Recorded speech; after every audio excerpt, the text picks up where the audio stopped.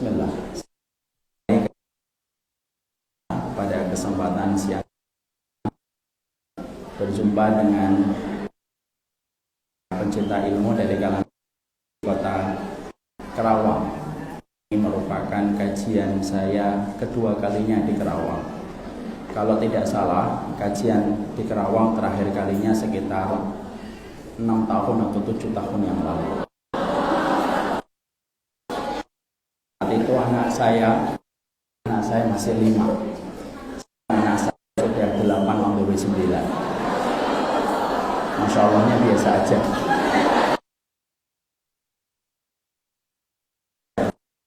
Berjumpa. Dan tentunya maaf MC-nya tadi siang-siang jangan materi yang sensitif kepada ibu-ibu. Dosanya ya Allah. Dan ibu-ibu harus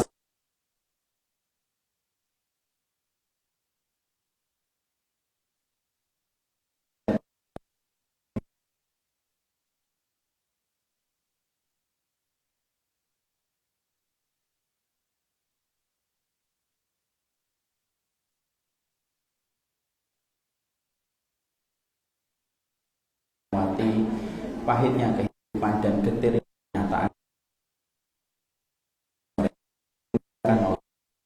Setiap tetesnya punya rasa kecewa yang gigit sepanjang hidupnya, jadikan mereka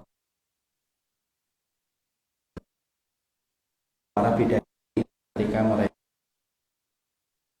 cantikan itu menjadi betul surga. Wanita di dunia yang memasuki surga, bahkan betapa anggunnya masuk surga. Jadi kalau suaminya mengatakan moga-moga nanti di akhirat beda, maka ibu-ibu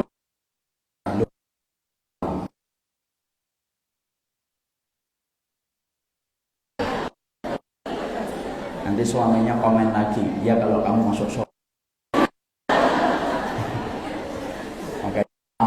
Ibu tahu apa yang pernah disampaikan oleh Imam Ibnu Qayyim? Kalau bidadari itu diciptakan hanya menjadi objek kenikmatan seorang laki-laki penduduk surga, tapi tidak lebih daripada itu. Mereka tidak memiliki memori kepada seorang laki-laki di antara penduduk surga, karena mereka langsung tercipta ketika surga. Tapi kalau wanita, mereka ketika telah memasuki surga, maka sesungguhnya mereka memiliki memori yang indah. Makanya di antara nikmatan penghuni surga itu apa? Wa aqbala ba'dhum ala ba'di yatasaalun. Nanti pun ketemu dan saling berhadapan-hadapan dan saling ngobrol, tidak ada putus-putusnya. Nanti seorang suami akan bertanya, kenapa dik kamu masuk surga? Karena aku taat kepadamu. Masuk surga karena aku sabar menghadapi diri.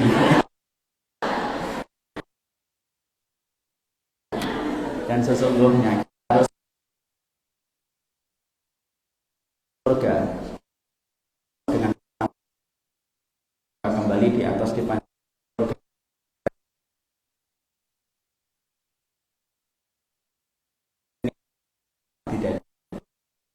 Jadi tidak bisa ingat di Kerawang.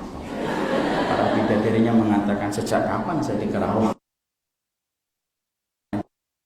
Wanita di dunia, yang wanita itu nanti dimasukkan oleh Allah ke dalam surga. Amin insyaallah.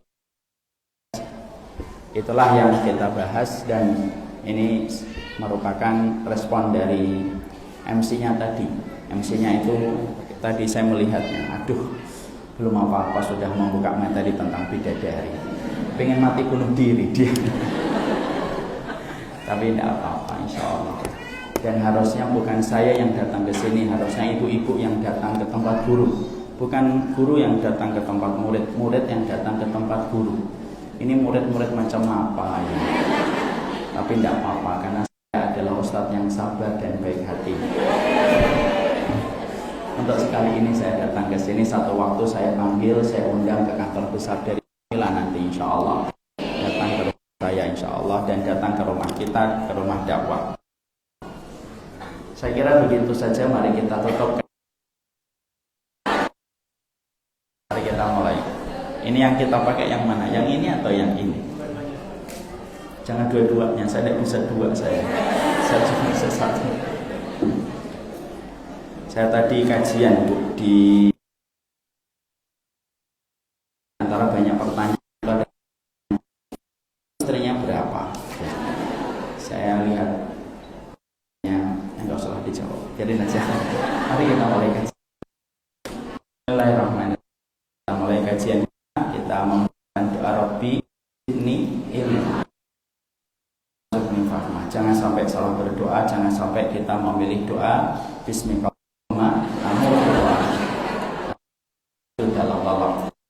Mari kita mulai kajian kita, dan kajian kita hari ini kita akan berikan judulnya Ketika Cintamu Kepadanya Sedang Diuji. Inilah judul kajian kita. Assalamualaikum warahmatullahi wabarakatuh.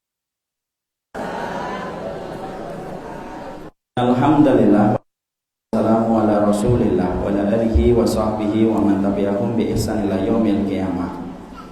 Kepada seluruh ibu-ibu penuntut ilmu dan kepada seluruh yang telah berpartisipasi dan telah menjadi panitia. Ada Ustaz Ridwan yang ternyata adik kelas saya, beliau angkatan 2011, saya angkatan 2008. Walaupun secara wajah kelihatannya saya layak menjadi adik kelasnya.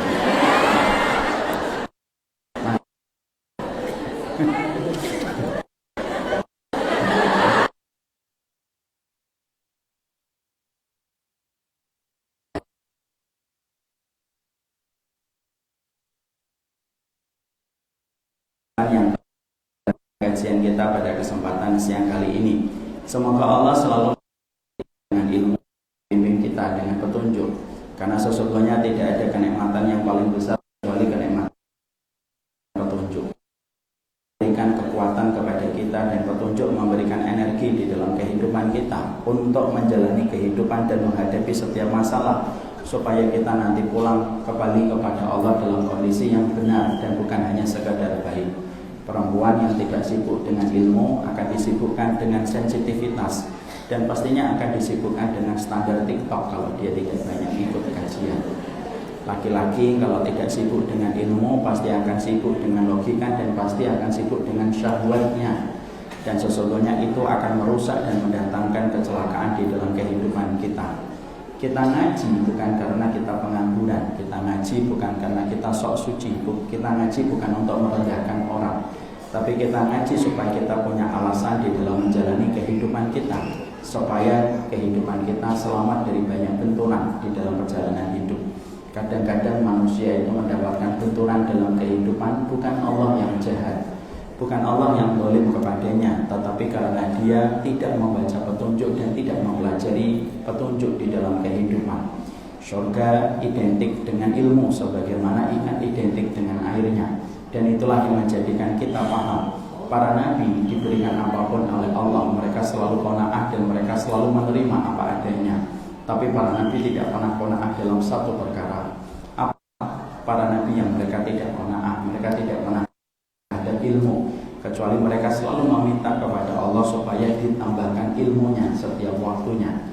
Mereka qanaah terhadap keluarga, mereka qanaah terhadap masalah rumah, mereka qanaah terhadap kondisi umatnya. Tapi kalau masalah ilmu, mereka tidak pernah qanaah, kecuali mereka minta ditambah. Itulah yang tercermin dari doanya Nabi Musa yang sama-sama baru saja kita lafadzkan. Rabbi zidni ilma, tambahkanlah kepadaku ilmu, karena sesungguhnya ilmu merupakan perkara yang kita tidak boleh qanaah di dalam kehidupan. Apakah zikir yang diucapkan Nabi setiap pagi sebelum matahari menghangatkan bumi? Zikir yang pernah ditinggalkan Nabi setiap pagi sebelum matahari menghangatkan bumi adalah zikirnya Nabi ketika beliau selalu berucap, Allahumma inni as'aluka ilman nafi'an wa rizqan thayyiban wa amalan mutaqabbala. Untuk menjelaskan kepada kita kebutuhan ilmu pertama kali disebutkan oleh Nabi. Sebelum Nabi meminta rezeki dan sebelum Nabi meminta amal, seakan-akan Nabi memberikan arahan kepada kita, kamu tidak akan mendapatkan rezeki yang berkah kecuali dengan ilmu. Kamu tidak akan menjadikan amalmu dicatat oleh malaikat raqib kalau kamu tidak punya ilmu. Dan itulah yang menjadikan kita ngaji setiap waktunya, bukan karena kita pengangguran, tapi karena kita tahu prioritas kita di dalam kehidupan. Kalau ada orang yang nanti komentar sama ibu, Mbak, saya tuh pusing deh melihatin kamu tiap hari ngaji, maka katakan dengan lembut kepadanya, saya melihatin kamu tiap hari ngaji. Itulah makna di dalam kehidupan, atau yang bisa memberikan, bukan untuk menyombongkan diri. Kita ngaji bukan untuk meninggikan diri kita. Jangan sampai sombong kalau sudah ngaji. Wahab bin Munabih mengatakan, inna lil ilmi tughyanan kama anna lil mali tughyan. Sesungguhnya ilmu paling cepat membuat orang itu sombong, sebagaimana harta paling cepat membuat orang itu sombong. Dan sombongnya orang pada ilmu lebih buruk daripada sombongnya orang pada harta. Kalau ngajinya kita hanya untuk membenci orang, tidak usah ngaji. Kalau ngajinya kita hanya untuk merendahkan,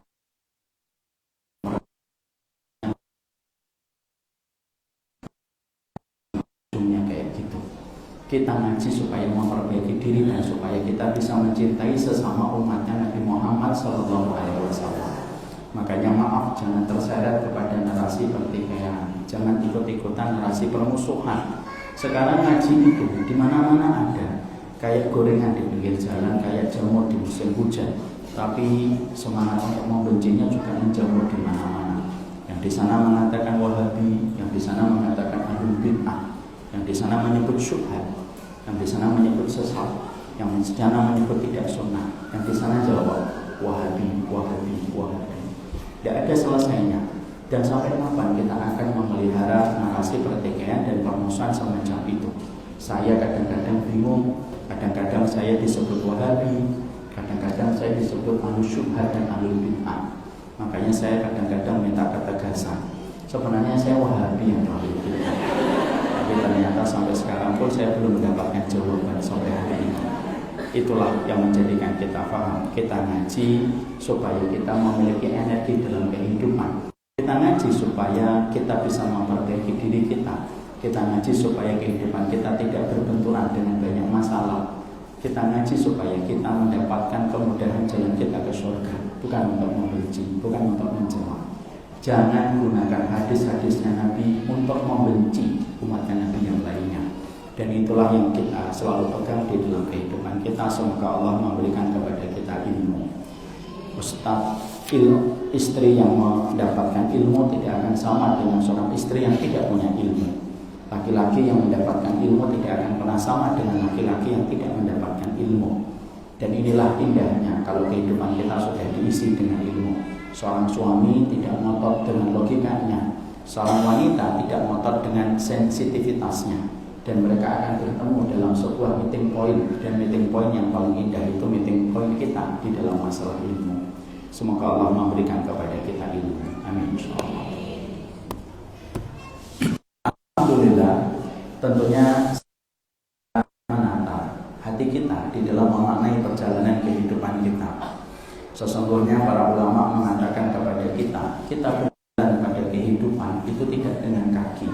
Kaki itu hanyalah alat dan operator yang memindahkan kita dari satu tempat kepada tempat yang lain. Tapi kita berjalan di dalam kehidupan kita dengan kita memberikan makna pada hati kita. Dan hati kita tidak akan bisa menjalani kehidupan sampai hati kita memberikan 3 format yang terbaik di dalam kehidupan hati kita. Apa 3 format yang terbaik pada hati kita di dalam memaknai kehidupan kita? Imam Ibnu Qayyim itu mengatakan, inna fil jannati lamanzilatun la tunalu illa bisabri indal bala, syukri indal raqa, waridha bil qada. Sesungguhnya di surga itu banyak sekali tingkatannya dan banyak sekali derajatnya. Yang mana derajat-derajat di surga itu tidak akan didapatkan kecuali orang yang menjalani kehidupan dengan 3 perkara. Apa 3 perkara itu? Yang pertama, bersabar tanpa tepi di dalam kehidupan. Yang kedua, bersyukur tanpa syarat di dalam kehidupan. Dan yang ketiga, ridho tanpa batas di dalam kehidupan. Dan itulah yang kita berikan terus di dalam kehidupan kita setiap waktu dan setiap saatnya. Setiap momen yang kita jumpai, setiap peristiwa yang kita hadapi, selalu tidak pernah lepas dari 3 pelajaran. Kadang-kadang ibu ketika melihat suami, ibu bersyukur. Tapi ibu ketika melihat rekeningnya, ibu bersabar. Dan terkadang ketika kita menjumpai anak-anak kita kepada apapun yang Allah berikan di dalam kehidupan kita. Begitulah kehidupan, selalu tidak pernah lepas dari 3 perkara. Kalau tidak sabar tanpa tepi, syukur tanpa syarat. Kalau bukan syukur tanpa syarat, ridho tanpa batas di dalam kehidupan kita. Dan itulah pelajaran demi pelajaran yang harus kita hadapi dengan 3 komponen penting di dalam kehidupan kita. Inilah yang menjadikan kita juga fokus bagaimana kehidupan ini harus bersyukur. Dan bersyukur itu bukan anjuran, bersyukur itu bukan himbauan. Syukur itu tidak menjanjikan kuantitas, tetapi pastinya syukur memberikan kepada kita kualitas. Orang yang bersyukur tidak secara serta-merta otomatis menjadi kaya. Saya paling tidak setuju kalau agama kita disampaikan oleh pendakwah seakan-akan kalau kita beramal itu harus menjadi kaya. Agama kita bukan agama materialisme, agama kita bukan agama kapitalisme. Ada orang yang bersyukur punya sepeda, sepedanya tidak pernah berubah menjadi mobil. Ada orang yang bersyukur punya motor, motornya tidak pernah berubah menjadi mobil. Sepedanya tetap sepeda, motornya tetap motor. Tapi kualitas hatinya ketika memiliki itu tidak pernah sama dengan mereka yang tidak bersyukur. Dan bersyukurlah kepada Allah, karena syukur itu yang akan memberikan kepada kita kecukupan. Dan kecukupan itu hanyalah miliknya Allah, dan Allah tidak berikan kecuali mereka yang tidak pernah lelah di dalam mengatur hatinya bersyukur kepada Allah. Dan bersyukurlah kepada Allah tanpa syarat. Banyak orang yang mereka itu kalau bersyukur itu memberi syarat. Nanti kalau saya sudah umroh, saya bersyukur. Nanti kalau suami saya sudah insaf, saya bersyukur. Nanti kalau istri saya, anak saya sudah hafal juz 30, syukur itu tidak meminta syarat kepada yang kita berikan kepada Allah. Syukurlah kepada Allah atas semua yang Allah berikan di dalam kehidupan kita. Karena syukur kalau bersyarat, itu syukurnya anak kecil yang mereka memberikan syarat untuk berterima kasih kepada ibu dan bapaknya. Kita bukan anak kecil. Ustaz, saya tuh maunya bersyukur, tapi doa-doa saya belum banyak dikabulkan sama Allah. Kalau ibu-ibu bahwasanya banyak doa yang belum dikabulkan oleh Allah, tetaplah bersyukur.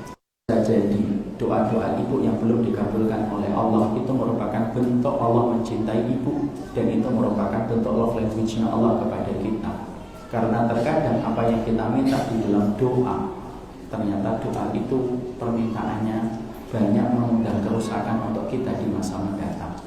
Ibarat kata, ibu meminta gula, Allah tidak memberikan gula kepada ibu. Bukan Allah tidak punya gula, tapi Allah ingin menyelamatkan ibu dari diabetes di masa mendatang. Ibu ibarat kata meminta garam, tidak memberikan garam kepada ibu. Punya garam, tapi sebenarnya Allah sedang menyelamatkan ibu dari tanpa ibu sadari. Karena terkadang permintaan kita dan apa yang kita mau ternyata belum tentu baik untuk kita. Love language-nya Allah, bentuk kasih cintanya Allah itu ketika Allah tidak memberikan apa yang kita mau. Ibu tahu gak? Anak saya nomor 6. Anak saya nomor 6 itu sukanya itu permen. Ini gak ada permen ya. Anak saya itu nomor 6 sukanya. Kalau dia dikasih permen 1 bungkus gede, 1 hari bisa habis. Tapi saya tidak pernah memberikan permen kepadanya 1 bungkus besar padanya setiap hari. Saya punya uang untuk membelikan dia permen 1 bungkus setiap harinya. Saya dan istri saya tercinta, Ibu, hanya memberikan permen kepada anak saya 1 permen saja, itu pun hari Sabtu. Selain hari Sabtu tidak ada permen. Kenapa saya tidak memberikan permen yang dia inginkan? Padahal dia sangat menginginkan permen setiap harinya itu 1 bungkus. Justru kalau saya memberikan permen kepadanya 1 bungkus besar 1 hari, maka saya tidak cinta kepada anak saya. Saya menahan dia dari apa yang dia mau supaya dia terselamatkan dari diabetes dini, supaya dia terselamatkan dari penyakit kronis di usia muda. Dan itulah bentuk cintanya saya kepada anak. Ibu meminta kepada Allah di awal tahun 2025, ada 51 permintaan saya sama Allah. 54-nya belum dikabulkan, lebih banyak.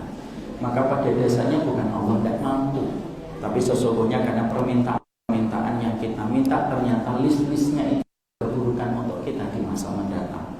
Jangan berburuk sangka kepada Allah dan jangan bersyukur hanya karena doamu dikabulkan oleh Allah.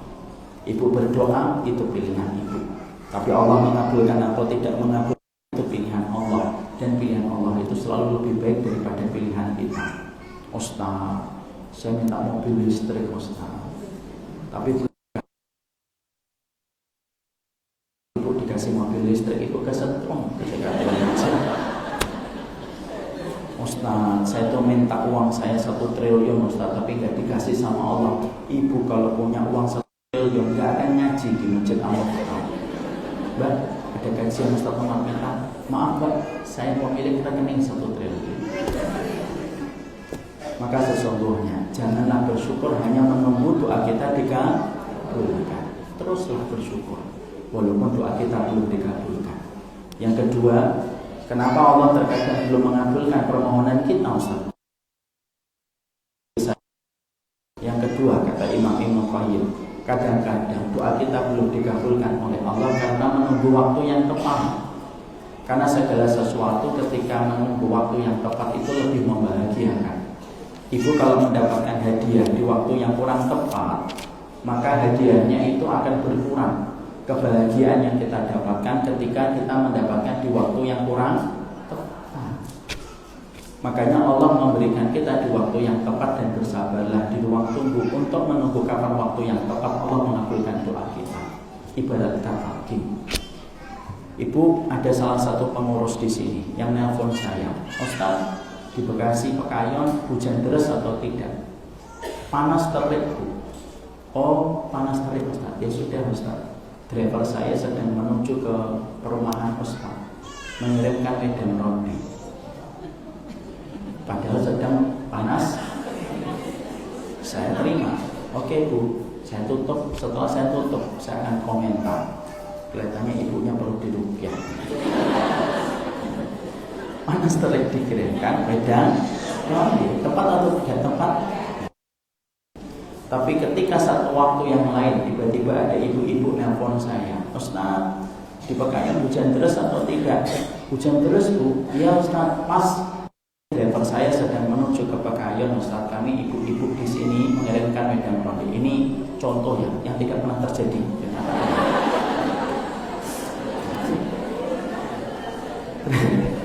Driver saya sedang menuju ke rumahnya Ustaz, mengirimkan medan roti ketika turun hujan deras. Nikmat atau tidak nikmat? Nikmat. Saya akan makan medan rotinya bersama istri saya sambil menikmati turun hujan. Ketika awan menjadikan hujan itu menjadi tanda cintanya dan hadiahnya kepada bumi yang sedang mengering, maka terasa nikmat. Itulah yang menjadikan kita paham. Kalau doamu belum dikabulkan, ada kemungkinan kalau nggak yang pertama, yang kedua Allah memberikan di waktu yang tepat.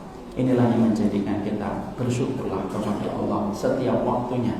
Bersyukurlah kepada Allah setiap saatnya. Tidak perlu membandingkan suami kita dengan suami tetangga kita. Tidak perlu membandingkan anak kita dengan anak teman arisan kita. Semua membawa ukurannya masing-masing. Dan terkadang itulah yang menjadikan kita dilapangkan oleh Allah dan dicukupkan oleh Allah setiap waktu dan setiap saatnya. Bukan bahagia yang menjadikan kita bersyukur, tetapi bersyukurlah pasti kita dibahagiakan oleh Allah dalam konteks kehidupan dunia dan akhirat kita. Semoga kita menjadi hamba yang bersyukur kepada Allah setiap waktu dan setiap saat. Amin insyaallah. Ibu dan seluruh keluarga besar Masjid Al-Azhar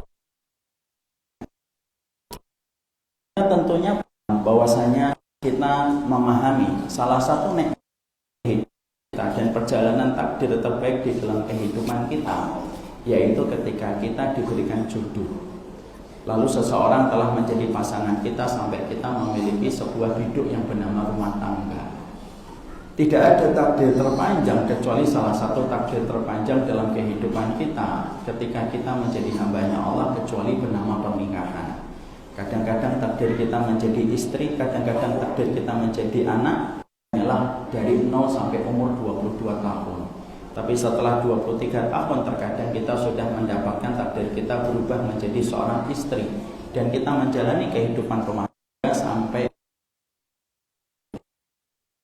untuk menegaskan kita bahwasanya takdir terpanjang dalam kehidupan kita adalah takdir pernikahan.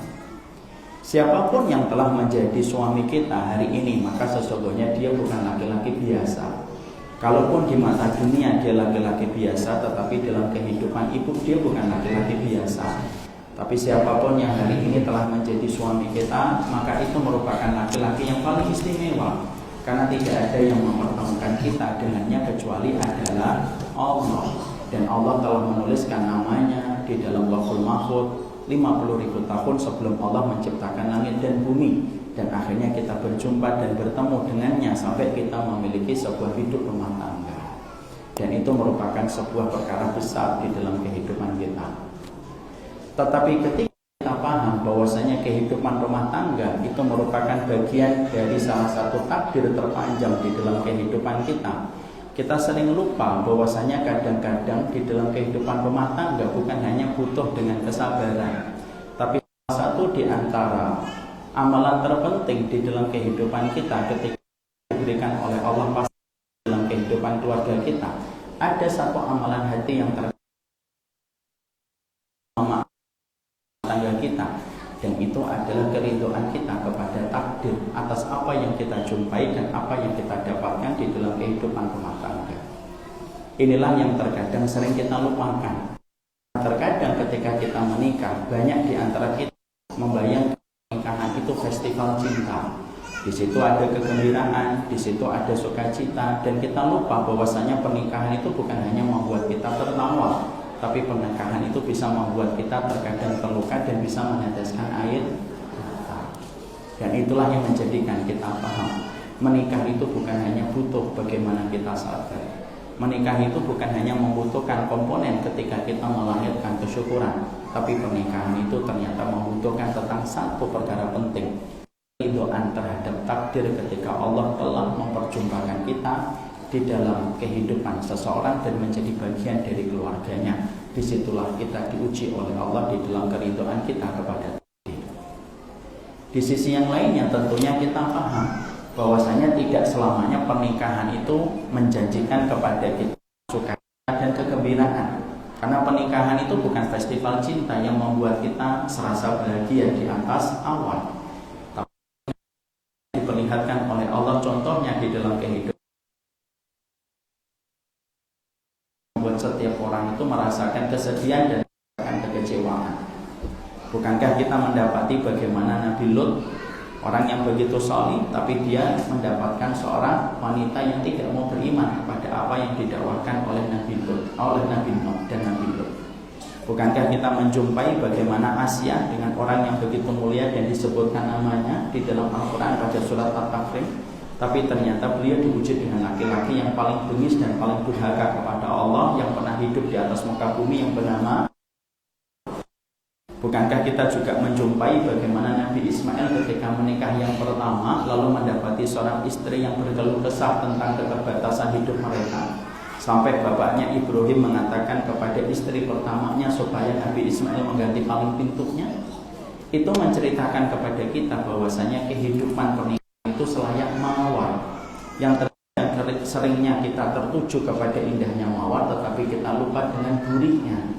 Dan kita terkadang lupa bahwasanya pernikahan itu kayak permukaan air laut yang tampaknya indah tetapi kita lupa dengan karangnya. Dan kita harus paham, pernikahan itu ada dua kemungkinan. Ada yang datang kepadamu membawa bunga supaya kamu bergembira dan bertambah syukurnya, tetapi ada di antara kita di dalam pernikahan mendapatkan duri yang membuat kita terluka dan kita terkecewakan di dalam hidup. Dan itu merupakan konsekuensi yang tidak bisa kita pilih kecuali kita harus menghadapinya.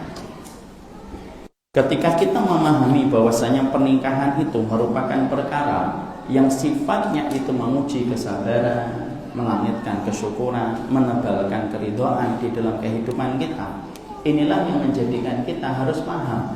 Kadang-kadang orang yang dekat dengan kita adalah orang yang paling besar memberikan ujian di dalam kehidupan kita. Kadang-kadang kita tidak diuji dengan orang yang jauh dari kita, tapi terkadang kita justru diuji dengan orang yang paling dekat dengan kita. Kadang-kadang kita diuji dengan orang yang kita paling sayang dan paling kita cintai, tetapi paling membuat luka sedalam hati kita ketika kita justru mencintainya. Makanya sering kita dapatkan kisah nyata, ada seorang ibu punya anak 5, anak nomor 3 yang paling dia sayang, tapi justru anak yang paling dia sayang nomor 3 itu yang paling melukai hatinya. Karena begitulah kehidupan. Makanya ketika kehidupan kita di dalam pernikahan, bahwasanya ternyata kehidupan pernikahan itu sebagaimana mawar, indahnya mawar itu jangan sampai melupakan durinya. Dan pernikahan itu sebagaimana permukaan air laut yang tampaknya indah, tetapi jangan lupa dengan karangnya yang siap merobek mahligai dan nahkoda pernikahan kita. Inilah yang menjadikan kita harus memberikan ilmu. Bagaimana ketika di dalam kehidupan rumah tangga kita, ketika tiba-tiba kita dikecewakan dengan orang yang paling dekat dengan kita, dan orang yang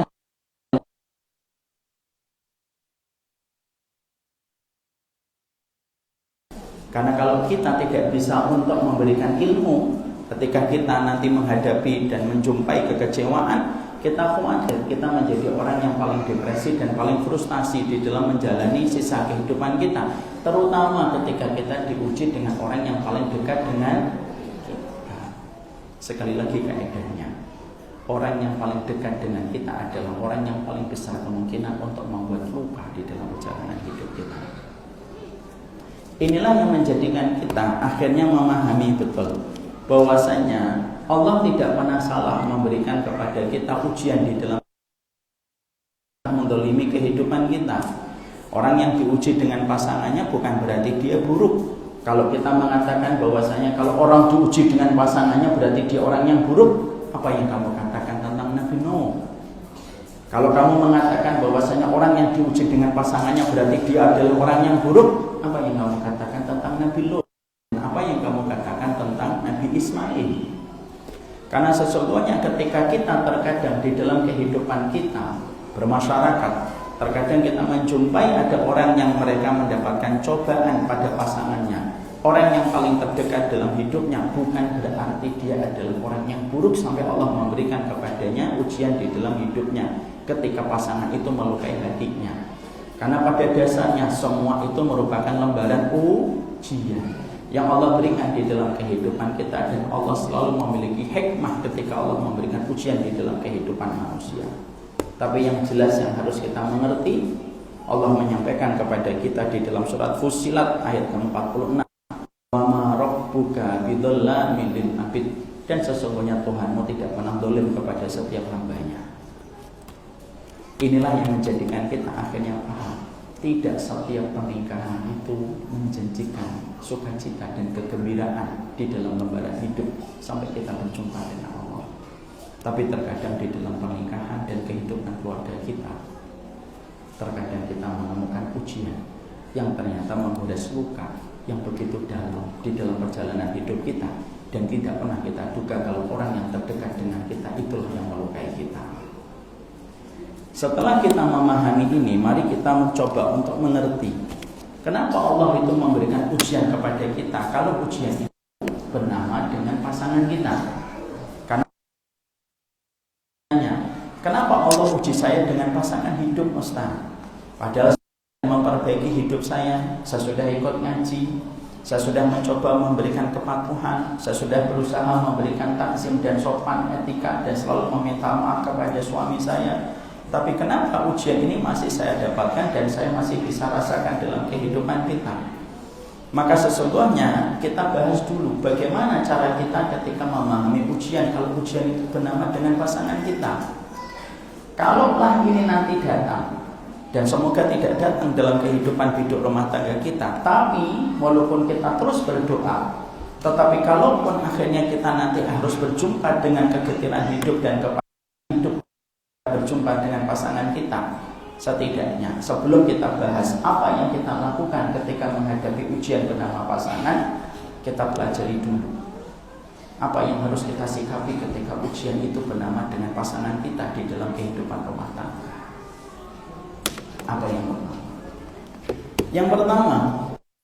Yang pertama, tiba-tiba itu datang dalam kehidupan kita. Jangan pernah mengatakan kepada Allah Subhanahu wa taala bahwasanya kenapa cinta saya diuji? Kenapa cinta nanti kadang kita kenapa saya sudah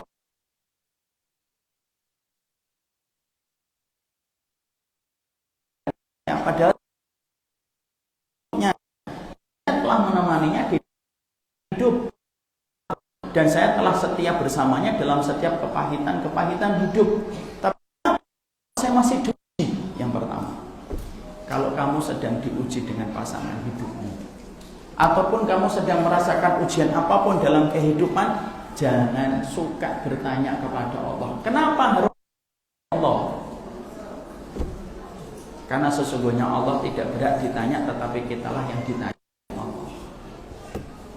Makanya di dalam surat Al-Anbiya 46 Allah berfirman kepada kita, la yus'alu amma yaf'alu wa hum yus'alun. Allah itu tidak pernah ditanya kenapa, tapi kitalah nanti yang ditanya oleh Allah. Kadang-kadang kita suka melampaui batas, kita punya sopan santun kepada Allah, suka bertanya kenapa ya Allah, kenapa? Allah itu maha kuasa, Allah itu maha berkehendak, dan kita tidak bisa bertanya kenapa. Kita ini makhluk dan hanya Allah, dan Allah itu adalah Tuhan yang menciptakan alam semesta, dan setiap keputusan Allah itu ada yang salah. Yang salah itu cara kita membaca takdir ketika Allah sedang memberikan kepada kita ujian. Tapi yang jelas setiap yang Allah berikan kepada kita ada yang salah. Membaca takdir itu yang sering salah. Makanya jangan sampai mengatakan sama Allah, kenapa harus saya? Padahal saya sudah memberikan yang terbaik dalam kehidupan saya ketika membersamainya. Saya ambilkan sebuah kisah nyata. Saya ibu buka puasa sekitar 5 tahun 6 tahun lalu. Saat itu ada salah satu miliarder di Jakarta, punya perusahaan besar, nggak usah saya sampaikan perusahaan itu. Lalu bagian panitianya nelpon admin saya dan memastikan untuk bisa hadir pada hari yang semuanya kosong. Lalu bagian panitia itu memastikan, Ustadz maaf nanti on time ya Ustadz, jam 5 sore sudah berada di lokasi Mas, jangan telat ya Ustadz. Siap. Maaf ya Ustadz, beneran ya jangan telat. Iya. Dia nggak tahu kalau saya ini tepat waktu, kecuali undur, tapi undurnya kadang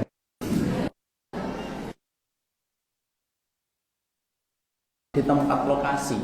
Dan saat itu acara buka puasa di bulan Ramadan, tapi acaranya intimate, acaranya tidak banyak, hanya petinggi-petinggi di perusahaan beliau yang tinggi-tinggi jabatannya yang diundang untuk berbuka puasa. Tidak sampai 40 orang. Jam 5 saya sudah datang, saya mengira langsung dibuka karena saya mengisi kajian sekitar 40 menit. Ternyata jam 5 sore saya datang, sebelumnya sudah standby, jam 5 sore belum dimulai. Jam 5:15 belum dimulai. Jam 5:20 belum dimulai. Jam 5:30 belum dimulai. Padahal acara pada saat itu adzan maghrib itu jam 5:45. Jam 5:30 belum dimulai. Saya panggil panitianya, Mas, sini Mas. Iya. Jam 5:30. Ini tinggal 15 menit lagi ada. Kapan kajiannya dimulai? Maka panitianya berbisik kepada saya, Ustaz, maaf, ownernya belum datang. Tadi beliau bilang, jangan dimulai kajian sama Ustaz, karena saya ingin mendengar kajian dari awal. Saya bilang, Mas, 15 menit itu ngisi apa? Saya mau kodimah aja 3 jam saya Mas. Apalagi ini tinggal 15 menit. Iya Ustaz, Ibu-ibu jam berapa beliau datang? Beliau datang jam 5.35. Berarti tinggal berapa menit? 10 menit. Pintar matematikanya. Ketika 10 menit beliau semuanya menyambut, semua salaman satu persatu. Bukan masalah itu berkurang lagi menitnya, tapi yang unik yang saya perhatikan itu apa? Ketika satu persatu mereka menyalami honornya ini ketika datang, tidak ada satupun yang berani bertanya, Pak, kenapa telat? Kan on time-nya jam 5. Kenapa jam 5.35 buat? Gak ada yang nanya, Bu. Saya juga gak nanya.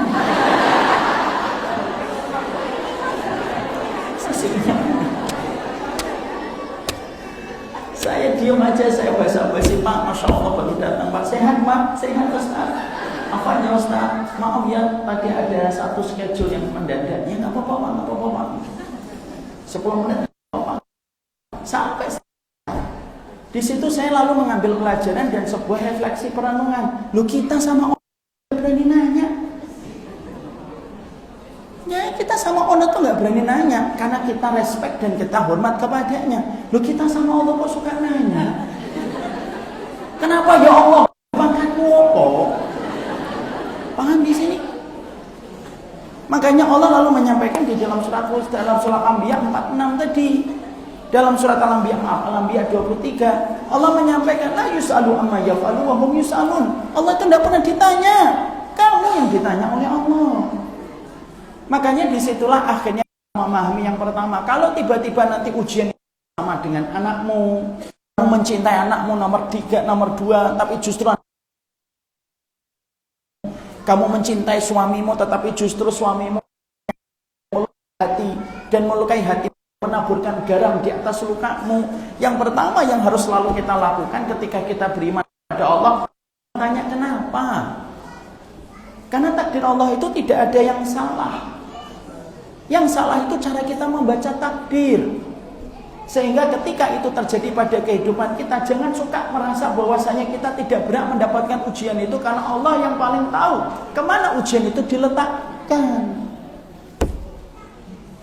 Makanya saya ingat apa yang pernah dikatakan ibu saya. Ibu saya, Allahu yarham, ibu saya itu diuji oleh Allah dengan ujian yang menurut saya tidak ringan, ibu. Anak pertamanya beliau, kakak pertama saya, cerebral palsy. Hari ini umurnya 57 tahun. Ibu tahu cerebral palsy? Cerebral palsy itu kayak anak di bawah 5 tahun, Bu. Ngancingin baju enggak bisa, makan harus disuapi, jalan pelan-pelan kecil di bawah 3 tahun. Kosakatanya terbatas, tidak sampai 15 sampai 20 kosakata. Kayak anak kecil, Bu. Sampai sekarang. Kakak pertama saya umur 57 tahun. Kakak kedua saya, Allahu yarham, beliau sudah meninggal ketika Covid. Itu meninggal dunia umur 49 tahun. Dulu saya suka nanya sama ibu, Bu, kenapa saya tidak punya abang, tidak punya mbak yang normal? Saya bisa jalan bareng, saya bisa dijemput di sekolah ketika pulang SMP, saya bisa makan layangan sama mas saya. Tapi kenapa kedua kakak saya begini? Lagi kadang-kadang kalau kami sedang makan di ibu tahu di kota kecil, dulu tinggalnya di kota Kudus. Kalau kita tinggal di kota kecil, ada sesuatu dilihatin atau tidak dilihatin? Dilihat dari ujung kepala sampai ujung jempol. Saya tuh sering nanya sama ibu, kenapa kok ibu dikasih ujian semacam ini, padahal ibu orang yang baik. Ibu tidak pacaran, ibu nikah juga dijodohkan sama orang tua, ibu tidak pernah kumpul, tidak pernah wakuncar waktu kunjungan pacar. Tapi kenapa Allah ibu, kenapa orang mendapatkan keturunan baik-baik saja, tapi kenapa ada orang yang mereka itu terkadang menikah dengan cara yang baik, terkadang mendapatkan cobaan? Apa kata ibu saya? Tidak ada takdir yang cacat, nah. Kita ini hanyalah hamba, dan hamba itu ngikutin apa yang dimau oleh pemiliknya, dan pemiliknya adalah Allah. Kata-katanya simpel, Bu, tapi enak di hati saya sampai sekarang. Jadi kalau kita lagi dalam mendapatkan cobaan, dan cobaan itu datang dari orang yang paling kita sayang, itu berat, Bu. Kalau dari orang yang memang kita tidak terlalu cinta kepadanya, mungkin nggak terlalu berat. Kenapa cobaan dari tetangga tidak terlalu berat dan tidak menguras air mata kita? Karena dia bukan orang yang paling kamu cintai. Kenapa cobaan datang dari teman SMP kita tidak terlalu untuk mengindahkannya? Karena kamu tidak terlalu menyayanginya. Tapi salah satu cobaan yang berat itu apa? Cobaan yang berat itu cobaan yang datang dari orang yang paling dekat dan kita harapkan mereka itu satu langkah dengan kita. Tapi ternyata terkadang mereka itu tidak satu langkah dengan kita. Kalaupun itu sudah terjadi, Allah tidak pernah salah.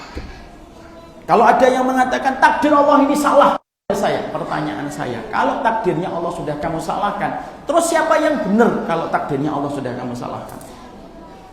Coba dulu saya nggak jadi nikah sama dia. Coba dulu tidak ada WhatsApp yang kesasar ke saya. Sudah. Maka ini yang pertama yang kita bangun untuk pertama kali di dalam kehidupan kita, bahwasanya Allah itu ingin memberikan kepada kita ujian. Itu salah satunya apa? Ya Allah yang maha tahu terhadap setiap ujian yang Allah berikan di dalam kehidupan kita. Makanya pertama kali kalau tiba-tiba nanti Allah uji kita, kalau kita cintai, maka bisa jadi orang yang paling cinta itu menguji. Ada banyak pelajaran yang Allah sedang berikan kepadanya, yang hari ini mungkin kamu tidak pelajari dan tidak kamu ketahui, tapi nanti di akhirat baru kamu ketahui kenapa Allah mengujimu dengan dirinya. Dan Allah tidak pernah salah memilih siapa yang menjadi orang yang protagonis dan antagonis dalam kehidupan kita. Jangan merasa lebih tahu daripada Allah. Ustaz, kenapa ujiannya datang? Mungkin salah satunya supaya kita tidak gandrung sama dunia.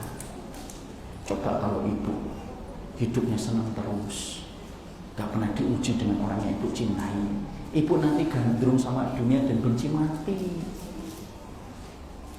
Tapi Allah itu terkadang mengirimkan kita ujian dengan orang yang dekat dengan kita, supaya kita tahu hidup di dunia itu ya begini-begini saja, supaya akhirnya kita tahu kapan kita pulang dan kita senang berjumpa kembali dengan Allah yang tidak pernah mengecewakan hati kita. Coba ibu, kalau ibu suaminya, anaknya sempurna, ibu malah bingung. Suaminya rekeningnya 10 triliun, nggak usah diaminkan, contohnya. Contoh diaminkan.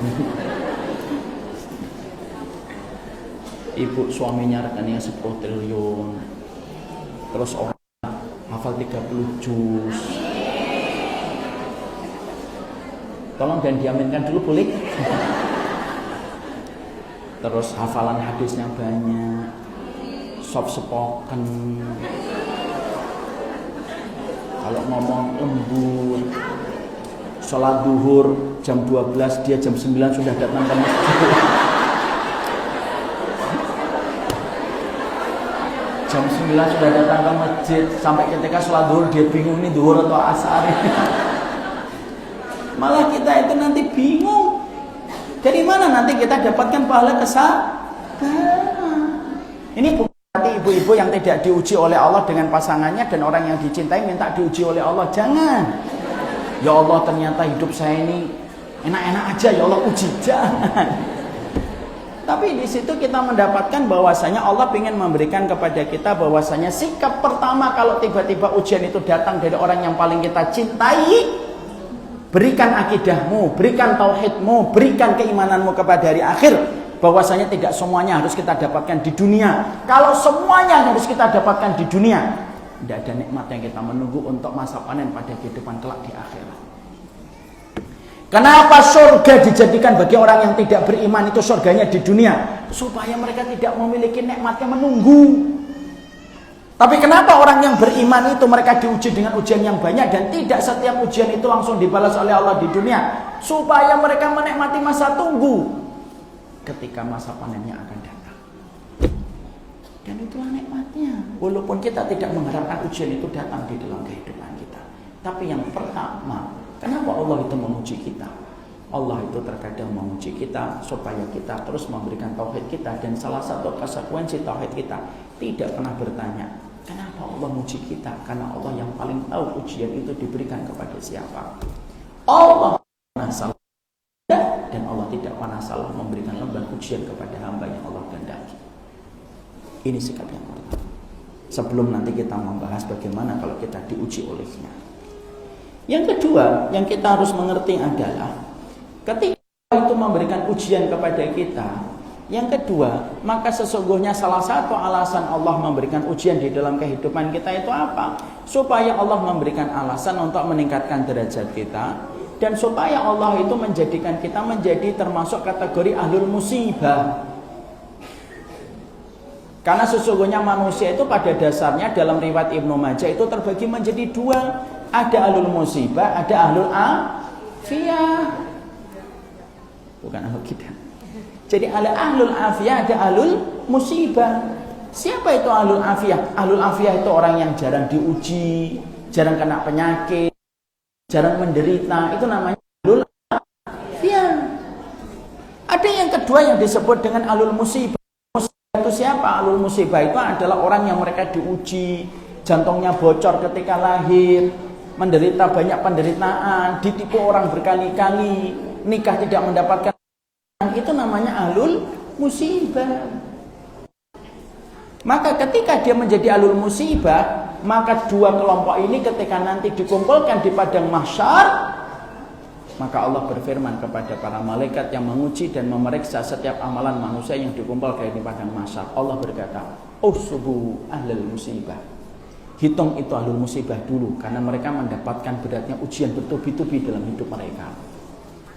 Maka langsung ahlul musibah itu diuji, diaudit oleh para malaikat, dan para malaikat itu berkata, "Ya Allah, ahlul musibah sudah kami audit pahalanya dan dosanya." Lalu para malaikat itu mengatakan, "Fama baqiya minadz-dzunubi illa qalila." Ahlul musibah ini tidak tersisa dosanya kecuali sedikit ya Allah, karena sudah dirontokkan dan dihapuskan dengan cobaan yang dia dapatkan ketika dulu di dunia. Lalu Allah berfirman kepada malaikat yang mereka itu sedang memeriksa kondisi orang di padang mahsyar. Malaikat langsung Allah mengatakan, "Utuhum salasan." Kasih kepada ahlul musibah 3 perkara. 1, kasih mereka khairan. 2, kasih mereka afiyah. Yang ketiga, kasih mereka manzilah. Apa artinya khairan? Kasih mereka surga, karena kata di akhirat itu artinya surga. Yang kedua, kegembiraan, kekuatan untuk mengganti setiap kesedihan dan kelemahan mereka rasakan ketika menghadapi ujian.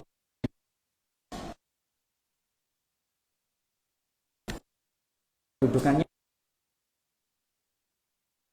yang posisi manzilah itu tidak bisa didapatkan dengan sholat dan puasa. Tapi posisi itu hanya didapatkan bagi mereka yang diuji bertubi-tubi, tetapi mereka ridho kepada setiap ujian yang Allah berikan kepada mereka. Saking tingginya itu ahlul musibah ketika ditinggikan mereka itu di surga. Afiyah yang mereka jarang diuji itu, mereka mendongakkan kepala mereka dan mereka melihat tingginya orang-orang itu ketika ditinggikan di derajatnya di surga. Itu berkata, "Ya Allah, kalau kami tak rasa ujian itu meninggikan dengan tingginya surga yang Kau berikan kepada mereka, lalu ujilah potongnya daging lebih kami terima ya Allah, selama kami mendapatkan gantinya dengan tinggi di surga setinggi ahlul musibah mendapatkan gantinya di surga sekarang." Dan itu yang menjadikan kita akhirnya paham kenapa Nabi Nuh itu ujiannya paling berat. Karena Allah tidak Nuh kelak di surga. Kenapa Rasulullah itu ujiannya paling berat? Ibu tahu ujiannya Nabi Rasulullah? Rasulullah itu ujiannya paling berat sampai rasa sakit yang beliau saja 2 kali sakitnya orang biasa. Sakaratul mautnya Nabi 2 kali sakaratul mautnya orang biasa. Nabi itu kalau demam kita 37, 38 sampai 40, 41, Nabi 2 kali lipat demamnya daripada kita. Dalam satu riwayat Muslim dikatakan, "Wa inni la'u'aku kama yu'aku bihi rajulaini." Saya kalau sakit, kata Rasulullah, 2 kali sakitnya daripada orang biasa. Kenapa Nabi ujiannya berat? Seluruh anaknya meninggal kecuali Fatimah. ketika Rasulullah wafat. Satu-satunya anak yang masih hidup ketika Rasulullah meninggal dunia itu cuma Fatimah. Ibrahim, Qasim, Ruqayyah, Ummi Kulsum semuanya meninggal dunia. Sakitnya 2 kali lipat. Ujiannya paling berat. Tapi siapakah orang yang paling berbahagia nanti dalam kehidupan di akhirat? Rasulullah. Makanya nanti Bu, kalau kita nanti akhirat sudah melewatin sirat, misalkan sirat, nanti kita kumpul di sebuah tempat yang bernama Qantarah. Qantarah itu tempat yang lapang di depan 8 pintu surga. Karena surga itu memiliki 8 pintu. Pintu salat, pintu puasa, pintu sedekah, pintu jihad, pintu ridho, iman, pintu di depan tanah yang lapang yang bernama Qantarah. Disitulah isinya mengatakan dalam surat Al-Hijr, wa naza'na ma fi sudurihim min ghillin ikhwanan ala surur. Kalau nanti sebelum kita masuk surga, hati kita dibersihkan oleh Allah, supaya nanti ketika masuk surga tidak ada benci, tidak ada celah, tidak ada hujat, tidak ada cemburu. Nanti kalau ibu di surga tidak usah cemburu sama bidadari, sebagaimana tadi yang dikatakan MC. Dan bidadarinya bukan 40, kebanyakan mas, 2 mas, 40 untuk syuhada. Makanya maaf nanti kalau di surga tidak usah ngomong, enggak, nanti kalau saya di surga, pintu rumah saya di surga saya kunci. Kenapa Bu? Supaya suami saya tidak ketemu bidadari hal. Janganlah Bu, suaminya dijajah di dunia, dijajah di akhirat. Jangan. Maka di tempat Qantarah itu semua orang sudah melewati sirat. Siapa yang berjalan paling terdepan? 5 orang. Nabi Muhammad, Nabi Ibrahim, Nabi Isa, Musa. Siapa yang paling terdepan? Rasulullah. 8 pintu surga tertutup. Dan siapa yang akan mengetuknya pertama kali? Yang mengetuknya adalah Rasulullah, pintu tengah surganya diketuk oleh Nabi. Di saat itulah para malaikat menjaga surga berkata, "Mananta?" Siapa kamu? Ana Muhammad bin Abdillah khatamul anbiya wal mursalin. Saya adalah Muhammad bin Abdillah, penutup para nabi dan para rasul. Seketika para penjaga pintu surga langsung berkata, "Ya Rasulullah, kami tidak diperkenankan membuka pintu surga ini sampai engkaulah yang mengetuknya pertama kali." Lalu terbukalah pintu surga. Satu sisi dengan sisinya 40 tahun perjalanan. Kita nanti masuk surga di usia 30 sampai 33 tahun. Dan ucapan apa yang pertama kali akan disampaikan oleh para malaikat ketika memberikan opening ceremony kepada para penghuni surga ketika melangkah pertama kali ke surga? Bukan assalamualaikum, bukan. Bukan assalamualaikum warahmatullah, bukan. Tapi ucapan pertama kali para malaikat ketika menyambut setiap dari kita ketika memasuki surga, ucapan para malaikat adalah salamun alaikum bima sabartum. Selamat ya atas seluruh kesabaran yang telah kalian berikan di perjalanan hidup kalian. Salamun alaikum bima sabartum. Itu memberikan kepada kita tentang satu makna. Kenapa Allah muji kita dengan orang yang paling kita cintai dan paling kita kasihi? Supaya kita paling bisa meresapi ucapan malaikat ketika nanti kita melangkah ke surga. Memang ke surga itu harga yang paling pantas adalah kesabaran. Makanya ada satu perkataan seorang ulama, kalau engkau diuji dengan suamimu, Allah ingin memberikan kepadamu pahala sebagaimana pahalanya Asiyah binti Muzahim. Kalau kami laki-laki diuji dengan istri, maka sesungguhnya Allah sedang memberikan kepada kami pahala sebagaimana pahalanya Nabi Nuh dan Nabi Lut ketika menghadapi istrinya. Dan Allah selalu memberikan sesuatu, di dalamnya ada banyak kebaikan yang terkadang tidak kita sadari. Manis belum tentu baik untuk kita. Berapa banyak minuman manis, tapi justru menjadi derita kepada kita di masa tua. Membentuk diabetes. Dan kita paham para tenaga medis mengatakan apa? Diabetes itu obat dari semua. Sesungguhnya diabetes itu induk dari semua penyakit. Kadang Allah memberikan kepada kita kepahitan hidup supaya kita bisa merasakan kesehatan di masa kita di waktu senja. Disitulah yang kedua. Kenapa Allah muji kita? Karena Allah sedang memberikan kepada kita pahala kesabaran. Kalau ibu diuji dengan suami, ibu mendapatkan pahala sebagaimana pahalanya Aisyah binti Muzahim. Kalau saya dan istri diuji dengan anak, naudzubillah min dzalik, berarti Allah sedang memberikan kepada saya pahala kesabaran sebagaimana kesabaran Nabi Nuh ketika menghadapi Kan'an. Dan selalu ada jawaban terbaik dalam setiap peristiwa yang kita jumpai di dalam kehidupan kita. Itu yang kedua. Paham ini yang kedua? Yang ketiga, kenapa ujian itu harus hadir dalam kehidupan kita? Ibu, Allah itu memiliki sifat pencemburu, ghayur. Dan Allah pencemburu kalau kita terkadang mencintai makhluk lebih besar daripada kita mencintai Allah. Makanya barang siapa yang mencintai manusia berlebihan, maka dijadikan manusia itu yang akan menyiksa hidupnya. Man ta'allaqa syai'an wukila bih. Orang kalau menggantungkan hidupnya pada sesuatu, maka dijadikan dia menderita pada apa yang dia gantungkan hidupnya kepada selain Allah. Kadang-kadang Allah muji kita dengan orang yang paling kita cintai, karena Allah pecemburu lalu melihat bahwasanya kita memiliki kecondongan hati untuk meninggalkan Allah ketika menempatkan makhluk lebih besar daripada kita mencintai Allah.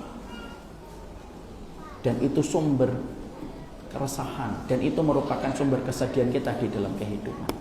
Allah terkadang uji dengan anak supaya ibu tahu Allah yang paling berat untuk kita gantungkan segala harapan kita, dan supaya kita tidak sombong kalau semua anak kita solih. Saya kemarin melakukan perjalanan berdua sama istri ke tempat guru saya yang ada di Boyolali. Istri saya temukan dengan istrinya, Ustadz, saya minta wejangan sama Ustadz. Ini penting kalau kita dalam hidup itu harus ketemu sama guru-guru yang membuat kita bisa memahami tentang akhirat kita. Ketika sudah selesai, kami itu kepikiran, apa yang dikatakan Umi sama kamu, Bu?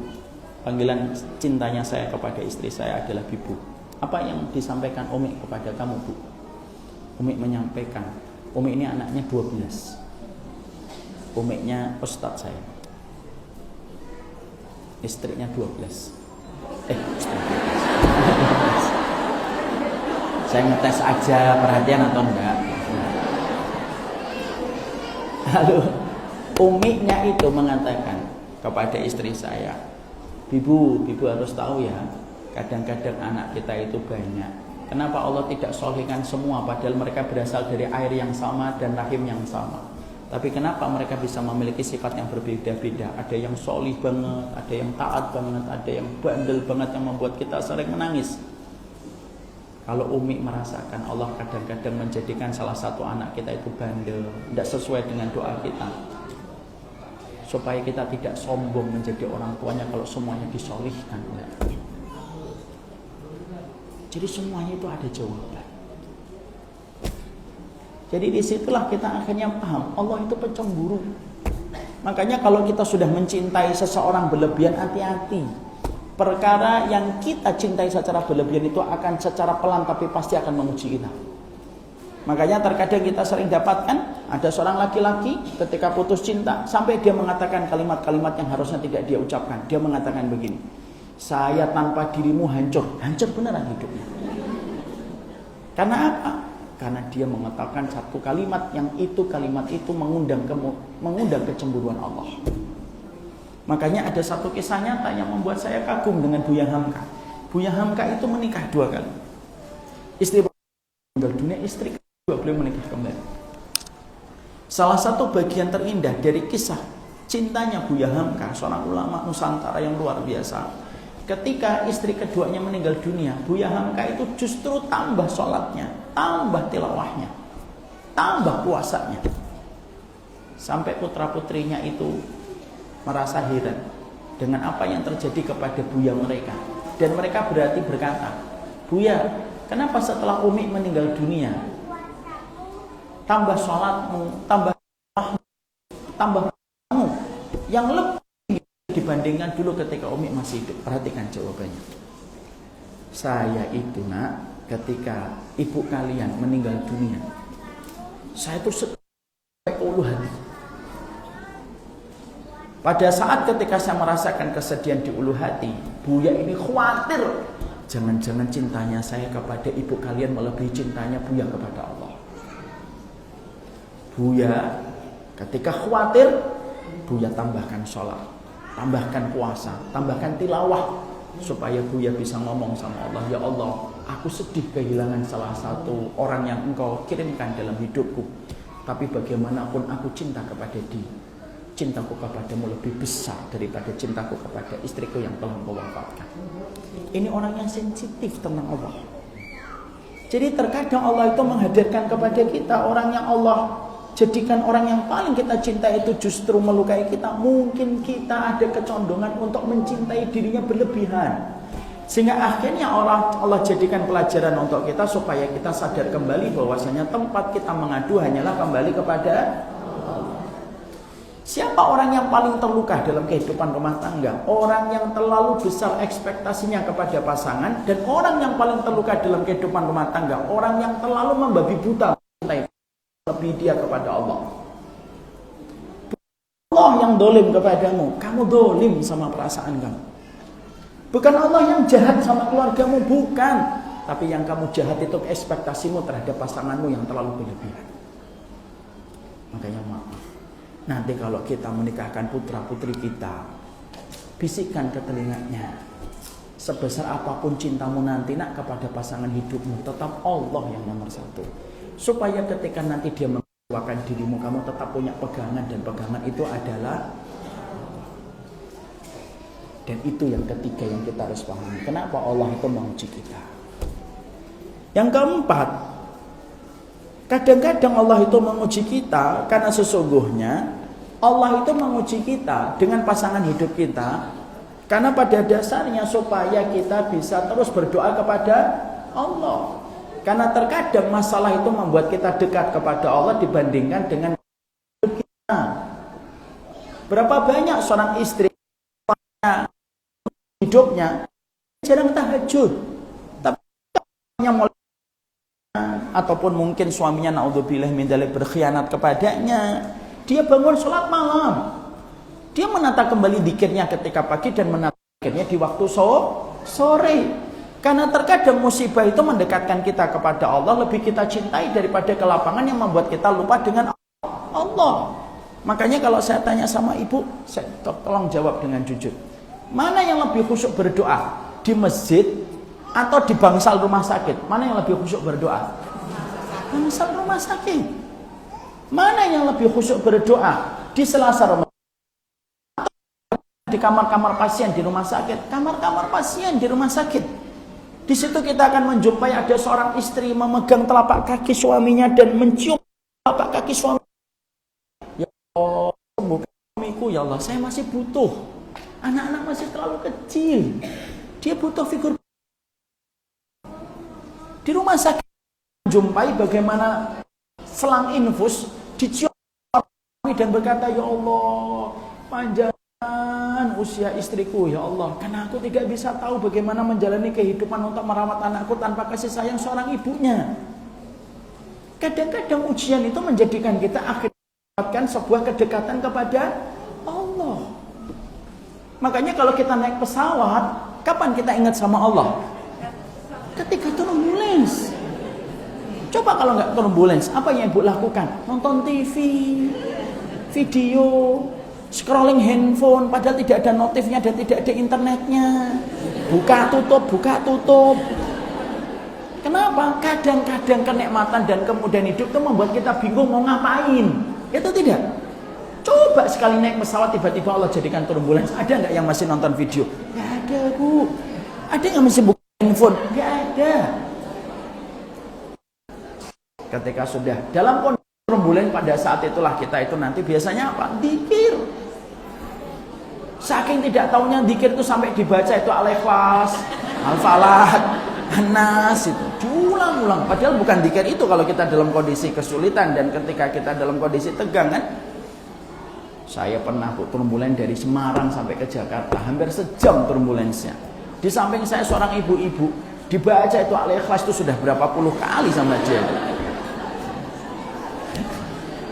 Ketika turun itu di bandara, dia malu sama saya. Dia berkata, maaf mas, dia nggak tahu saya ustadz ya, nggak apa-apa.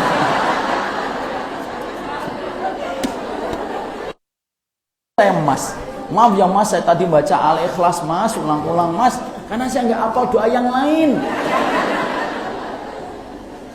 Terus dia ngomong, mas yang tadi kok banyak. Saya mau ngomong, saya ustadz bu, nggak enak.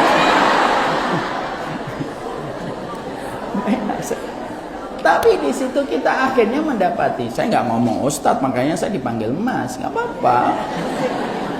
Tapi di situ kita mendapati bahwasanya ujian itu terkadang Allah berikan kepada kita supaya kita lebih khusyuk berdoa kepada Allah. Karena terkadang zikirnya sudah terlalu lama, itu tinggalkan. Kalau semuanya dimudahkan untuk kita, maka kita akan lupa caranya kita bersujud kepada Allah. Kalau kita dimudahkan dalam segala perjalanan kehidupan kita, maka kita akan lupa caranya kita berdoa kepada Allah.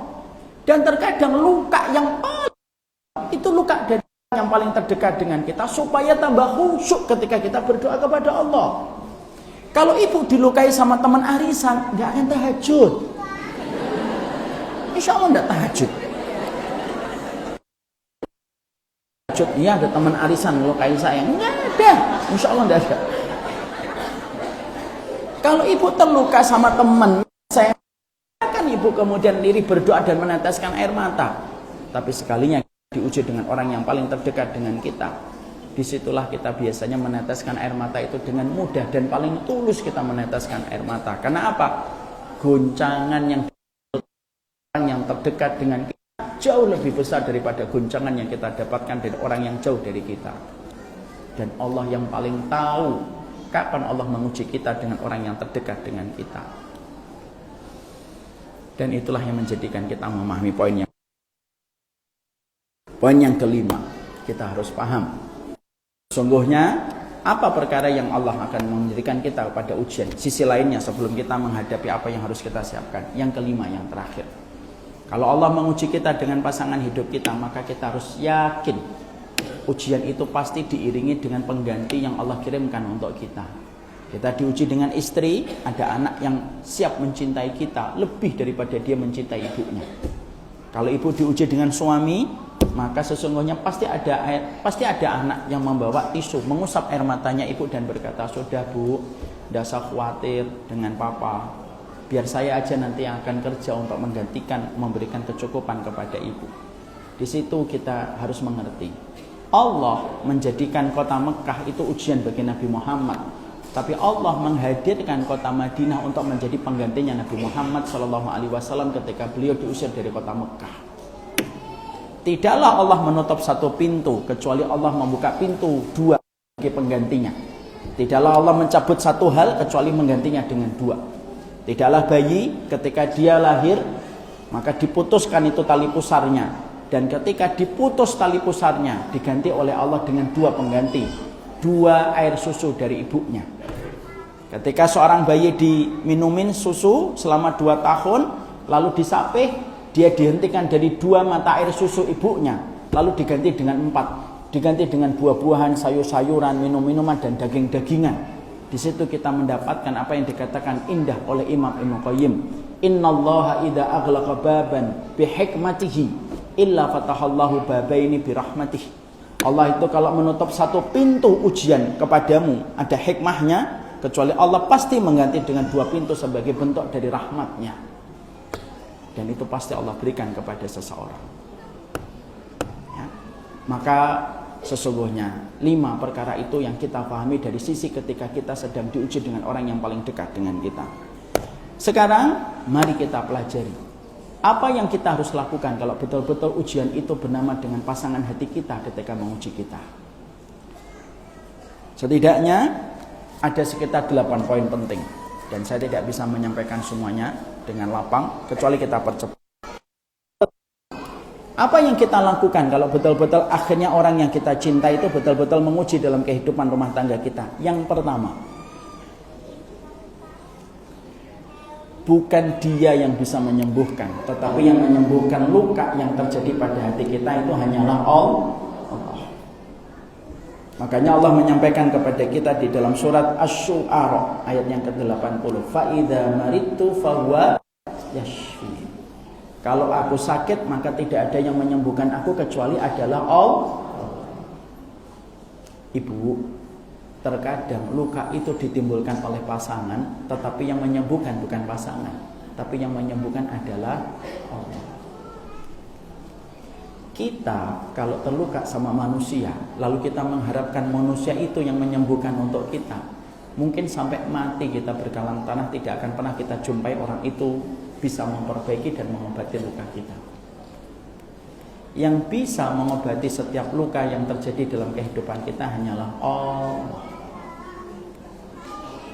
Banyak perempuan, kalau mereka dalam kondisi terluka oleh pasangannya, dia menuntut pasangannya untuk mengembalikan dan untuk recovery apa yang terjadi pada hatinya. Semakin dia berharap, justru semakin bertambah luka dia di dalam hatinya. Makanya maaf ya Bu, kenapa banyak perempuan terkena banyak penyakit, salah satunya autoimun, karena beban pikiran yang tidak terselesaikan setiap waktunya. Betul kata para psikolog barat. Psikolog barat mengatakan apa? 80% penyakit disebabkan karena emosi yang tidak terselesaikan.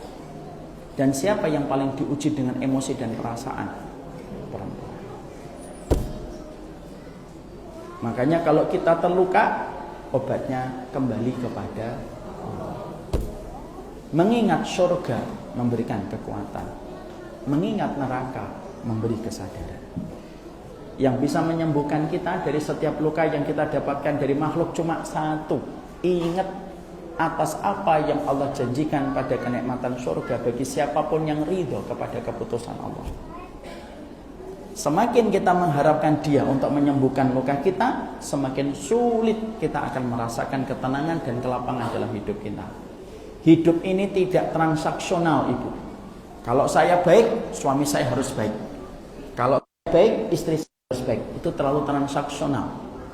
Kalau baik, biar Allah yang akan memberikan gantinya yang lebih baik. Dan teruslah berbuat baik walaupun kebaikan kita tidak dibalas dengan kebaikan yang setimpal dan kebaikan yang sama. Karena kebaikan itu tidak pernah expired dan kebaikan itu tidak pernah basi di dalam kehidupan kita.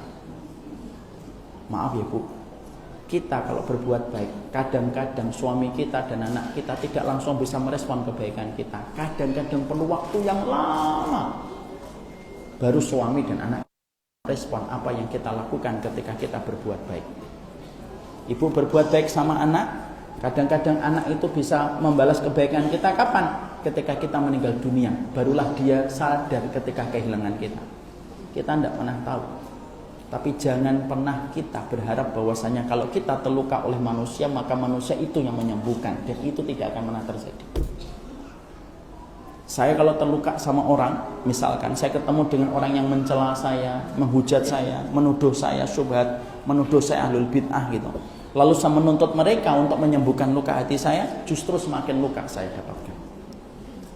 Tapi ketika saya dihadapkan kepada orang yang menyesatkan saya, mencela saya, mengatakan saya begini dan begitu, tidak ada tempat kita kecuali kita kembalikan kepada Allah, karena itulah yang menjadikan kita ingat. Itulah nikmatnya kehidupan kita di hari akhir, supaya kita bisa merasakan arti keadilan. Ya. Jangan mengharapkan istri untuk menyembuhkan luka kita. Jangan mengharapkan suami untuk menyembuhkan luka kita. Semakin kita mengharapkan mereka untuk menyembuhkan luka di dalam hati kita, semakin sulit kita akan merasakan luka itu akan sembuh. Makanya ingatlah apa yang dikatakan oleh Allah Subhanahu wa taala, fa idza maridtu fahuwa yashfi. Kalau saya sakit, maka Allah yang menyembuhkan. Saya punya seorang keluarga, Bu.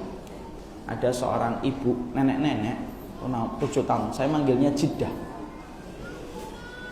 Beliau itu pernah merasakan kegetiran hidup yang luar biasa. Saya tanya, suaminya itu sudah berapa puluh kali nikah cerai. Dan beliau terlalu sering mendapatkan, kalau di rumah tiba-tiba ada yang ngetok pintu. Ini rumahnya Pak ini ya? Iya. Bu, suaminya nikahin saya, ninggalin saya. Itu enggak sekali 2 kali. tapi beliau sampai sekarang masih sehat, senyum gitu. Saya tanya, Jeddah apa kuncinya? Kuncinya satu, Ustaz. Hidup itu bukan untuk orang, tapi hidup itu untuk Allah. Masya Allah. Kalimat paling kuat yang pernah saya dengarkan di hati. Jadi disitulah kita akhirnya paham. Yang pertama, kalau Allah menguji kita, yang menyembuhkan kita hanyalah Allah. Yang kedua, kalau akhirnya kita terluka oleh pasangan kita, maka jangan lupa, bisa jadi kita pernah melakukan kesalahan dan Allah menguji kita dengan pasangan yang memberikan ujian kepada kita. Wa ma asabakum min musibatin fabima kasabat aydikum wa ya'fu an katsir. Tidak ada musibah yang menimpa kepada dirimu kecuali musibah itu terjadi karena ulah kedua tanganmu sendiri. Bisa jadi kita diuji dengan pasangan kita karena pernah kita mungkin melukai orang atau pernah melukai orang tua kita sampai orang tua kita itu meneteskan air mata darahnya ketika kita melukai hati mereka, lalu Allah kirimkan pasangan yang menguji kita. Karena bisa jadi itu terjadi dan akhirnya Allah memberikan algoritma kesulitan kepada kita karena rasa sakit yang pernah kita berikan kepada orang lain. Ya. Ada salah satu orang nge-DM saya. Beliau mengatakan kepada saya ini Ustadz nikah. Saya kabur dari orang tua saya, lalu kami berada di Kalimantan. Ini DM-nya panjang, kisah nyata. Tapi ketika saya sudah membela cinta saya mati-matian bersama dirinya, saya meninggalkan orang tua saya membentak orang tua saya mengatakan orang tua saya bodoh, kolot ketika mereka tidak menyetujui pasangan yang saya ajukan kepada mereka. Apa yang terjadi? Tidak sampai 5 tahun. Pasangan yang dia bela mati-matian justru yang paling menyakiti hidupnya. Menampak, menendang, membawa perempuan ke dalam rumah, mengusir beliau dari kamar dan kamarnya dipakai dengan perempuan lain.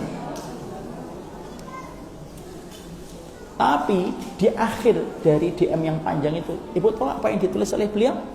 Beliau akhirnya menuliskan sebuah perenungan hidupnya. Tidaklah ujian ini saya dapatkan karena dosa yang pernah saya berikan kepada orang yang telah memberikan bakti dan memberikan jasanya terbesar dalam hidup saya, itu adalah ibu dan bapak saya. Maka yang kedua, kata para ulama, kalau kita diuji dengan anak, kita diuji dengan pasangan, bisa jadi ada dosa yang pernah kita lakukan di masa lalu yang tanpa kita sadari dosa itu akhirnya membentuk algoritma kesulitan yang kita rasakan hari ini. Ibu tahu ada seorang ulama namanya Muhammad bin Sirin.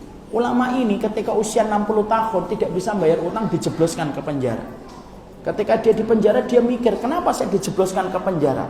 Akhirnya dia mendapatkan jawaban. 40 tahun yang lalu dia pernah membuli orang, dia pernah nyakitin orang, dia pernah memanggil anak muda yang terlilit utang dengan panggilan ya muflis, orang yang hutangnya banyak. Kata-kata itu diucapkan 40 tahun yang lalu, menempel di pintu langit dan akhirnya kembali kepada dirinya. Dia kesulitan bayar utang dan dijebloskan ke penjara. Musibah apapun Allah turunkan kepada kita, salah satunya karena mungkin kesalahan yang pernah kita lakukan. Makanya bisa jadi ada seorang istri dilukai sama suaminya, ada seorang suami dilukai sama istrinya. Dia harus mengevaluasi, apa kesalahanmu? Apa kesalahan yang pernah kamu lakukan sampai Allah menghadirkan kepadamu musibah? Karena hidup itu ada algoritmanya. Kalau kita di Instagram, saya nggak mau handphone. Kalau kita ada Instagram, kalau kita timeline kita penuh dengan infotainment, karena kita suka sekali feed kita itu membaca infotainment. Kalau timeline kita itu penuh dengan bola, itu karena feed kita suka melihat bola.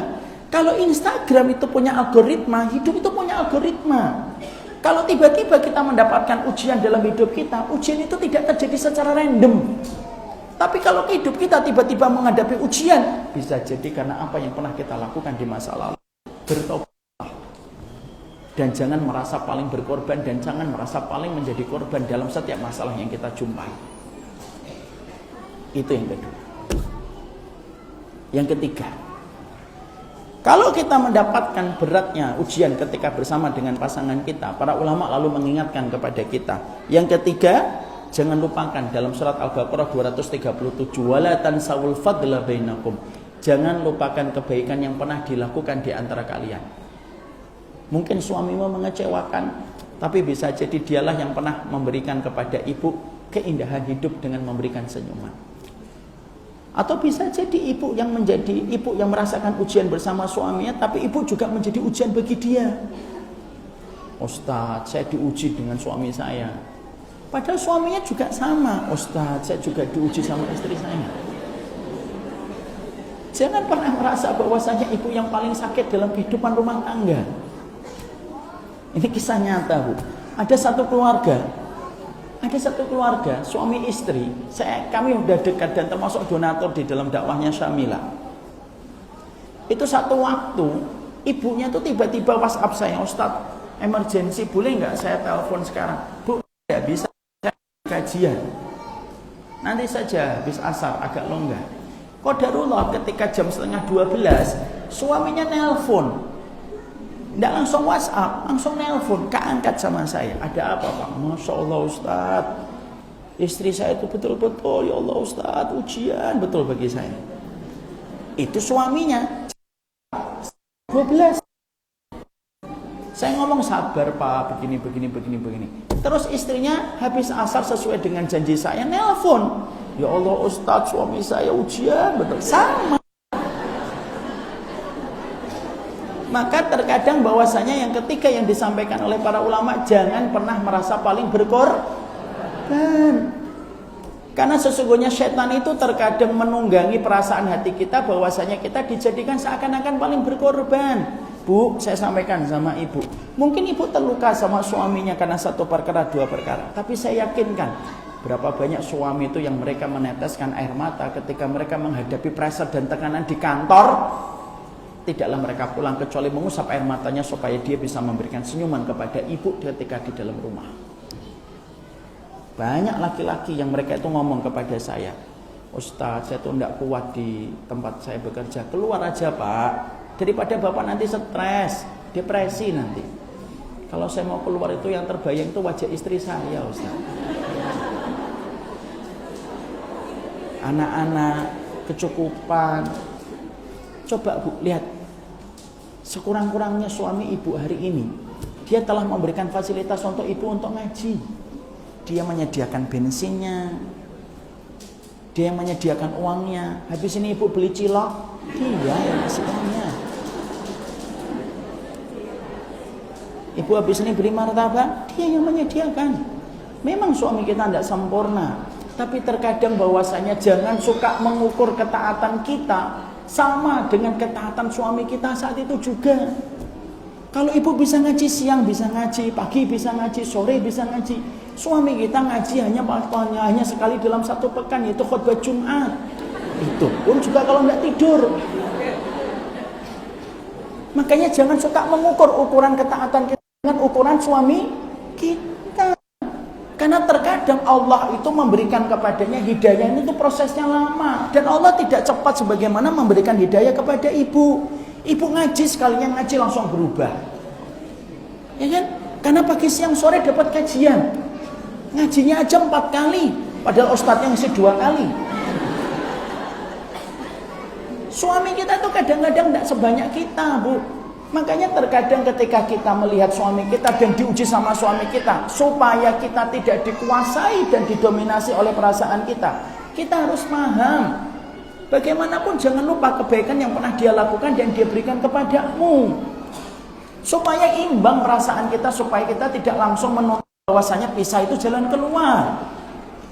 Karena bisa jadi bukan dia tidak baik, Bu. Cuma ibu kurang bersabar untuk menunggunya menjadi baik. Ini ada satu kisah di Pancoran. Saya tuh pernah kajian di Pancoran, Ibu. Ada bapak-bapak datang kajian saya. Lalu pas pulang saya ke mobil ditemani sama dia. Lalu dia ngomong ke saya, Ustadz tahu nggak? Saya ini orang yang trauma dulunya dengan kata kajian. Saya kan kaget. Apa Pak? Trauma dengan kata kajian. Orang mah biasanya trauma dengan ketinggian, Pak. Saya tanya lagi, Bapak apa? Trauma apa? Trauma kata kajian. Akhirnya cerita. Beliau nikah istrinya dari titik nol. Tidak paham agama. Lalu istrinya tersapa dengan hidayah pertama kali, Bu. Langsung istrinya memakai hijab syar'i, langsung berganti dengan kajian-kajian yang betul-betul keilmuan. Dan dia mengganti lembaran hitamnya dengan lembaran putih.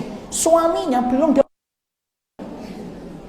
Suaminya masih kerja dari pagi sampai sore, dan hanya kajian itu hari Sabtu dan Ahad, itu pun kalau tidak ngantuk.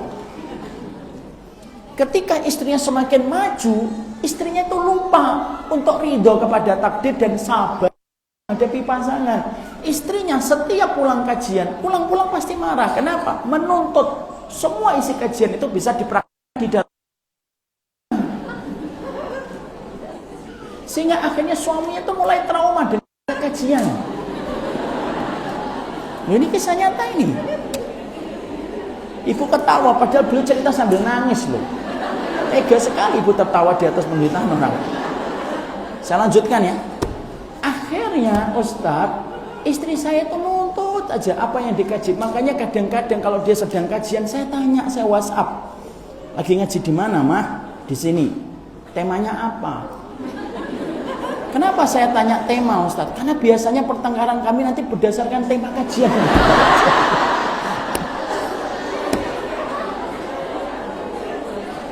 Ini nyata.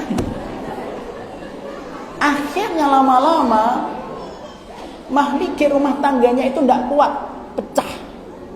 Akhirnya apa? Istrinya sama beliau pisah. Tidak lama setelah itu istrinya langsung menikah kembali. Beliau belum nikah. Dia pertama kali, beliau ini orang baik. Kenapa? Dia tidak mencacati istrinya. Ketika saya mendapatkan kabar istri saya sudah menikah kembali dengan orang yang sudah ngaji, tapi sama dengan kata kajian. Setiap ada kata undangan kajian, saya delete. Kalau ada grup tiba-tiba membuat, ayo kita buat kajian, saya live grup. Sampai akhirnya satu waktu, lihat perhatian ini. Sampai satu waktu saya ketika lagi buka YouTube, tiba-tiba ada kajian Ustadz yang kira-kira cuma 1 menitan. Ketika ada kajian 1 menitan itu, akhirnya beliau tersentuh. Lalu mendengar lagi yang lebih panjang, lalu mendengar lebih panjang, lalu mendengar lebih panjang. Ketika saya Ustadz, supaya saya mencintai ilmu ini, tapi yang Masya Allah, Bu, dia tidak pernah mengaibkan istri. Ketika saya habis ketemu beliau dan pulang ke Bekasi, saya tuh mikir gitu loh. Lebih mau bersabar sebentar saja. Mungkin kondisinya akan berbeda. Tapi kan kita tidak boleh berandai-andai dalam Islam. Tapi apa pelajaran yang kita dapatkan dari kisah itu? Kadang-kadang kita mengharapkan ketaatan dan mengharapkan kesempurnaan di dalam pernikahan. Tapi kita lupa bahwasanya syarat kesempurnaan itu menunggu dengan kesabaran. Makanya Allah itu terkadang tidak langsung memberikan apa yang kita doakan itu terkabulkan, supaya kita berikhtiar untuk selalu beriman dengan proses waktu. Makanya saya sampaikan pula, kalau kita sedang kecewa dengan pasangan kita, ingatlah kebaikan-kebaikannya.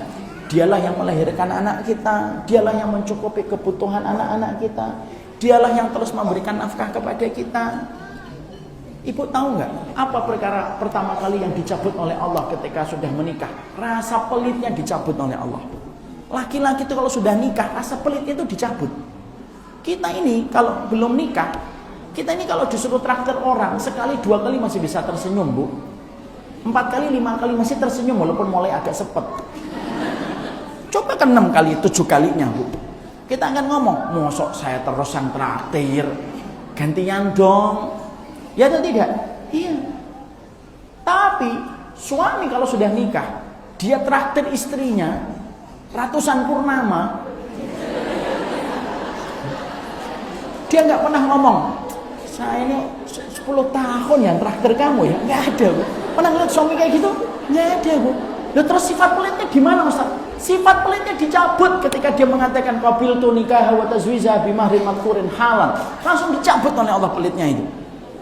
Walaupun mungkin tidak sempurna. Karena disitulah kita mendapatkan. Tinggal berapa menit lagi?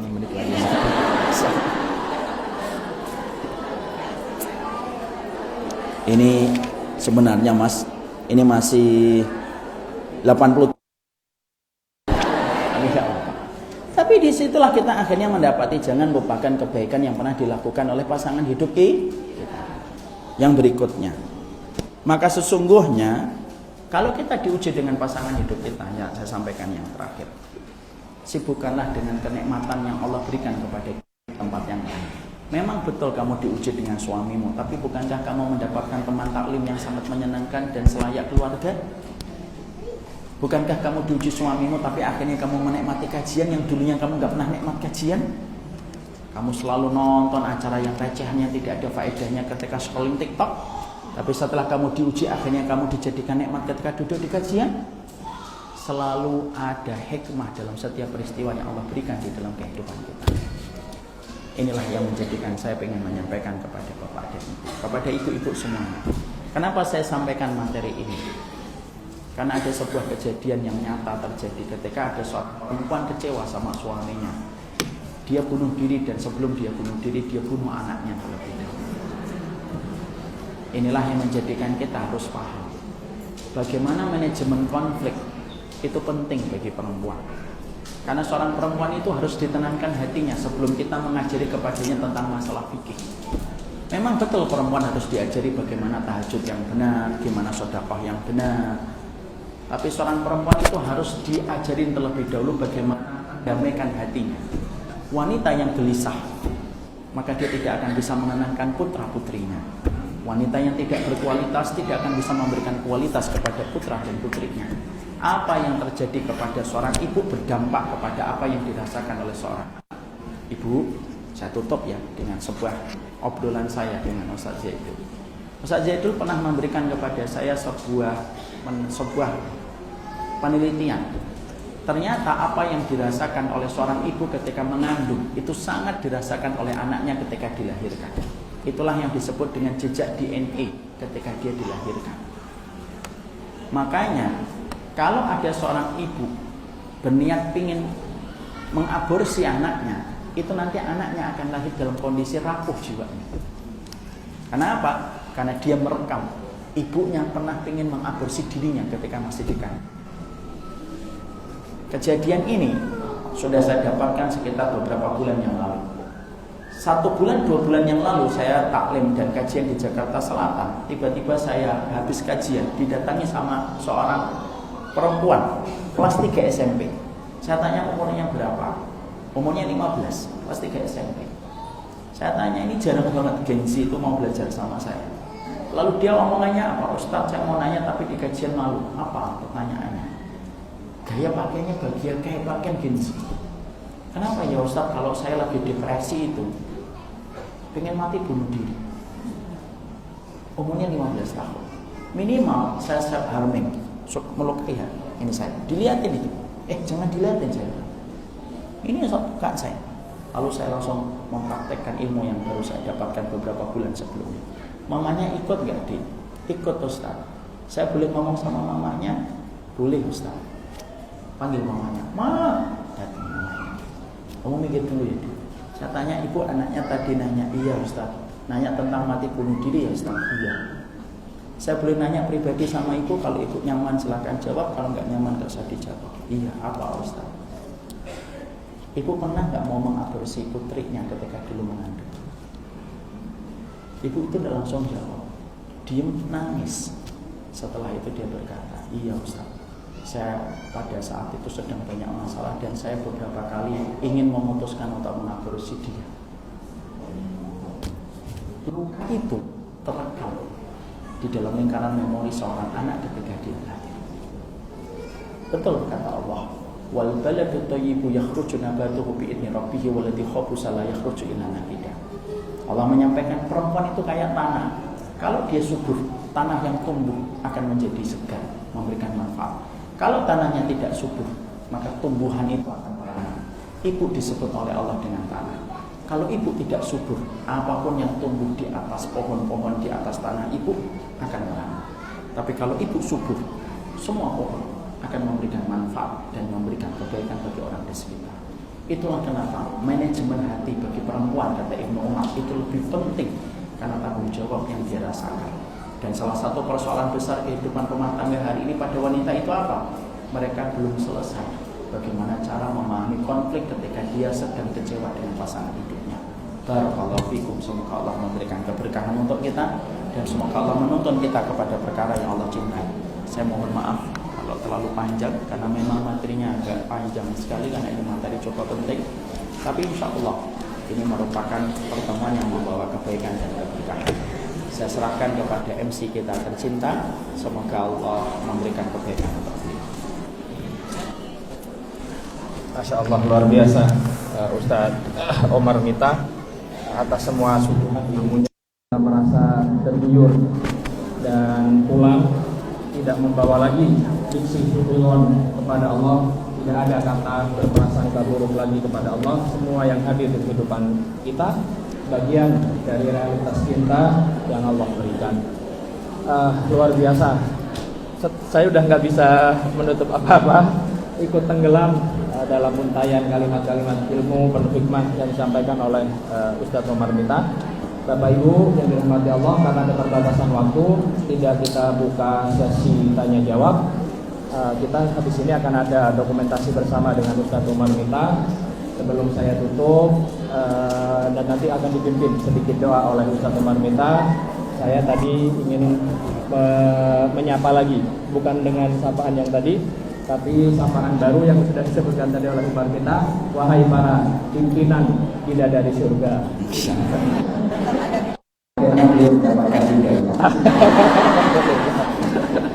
Baik, mari kita dengarkan untayan doa. Kita aminkan sehusu-husunya doa dari beliau.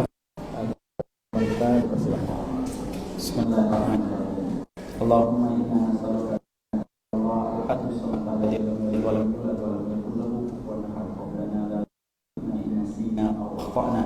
Rabbana wa tahmil alaina isran kama hamalta wa ala alladhina min qablina Rabbana wa la tuhammilna ma la taqata lana bihi wa'fu 'anna waghfir lana warhamna anta maulana fansurna 'alal qawmil kafirin. Allahumma inna nas'aluka wa man yuhibbuka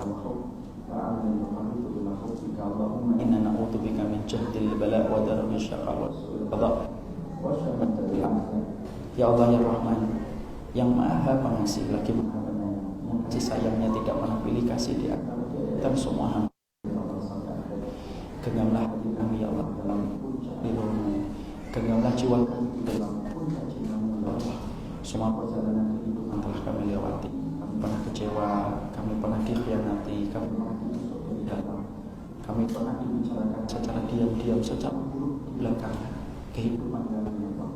Dan semua perjalanan pahit yang telah kami terima dalam hidup, jadikanlah kami ridho ya Allah, seridho-ridhonya atas semua perjalanan pahit dan hidup yang kami jumpai, supaya kami tidak pulang kepadamu kecuali dengan hati yang lapang,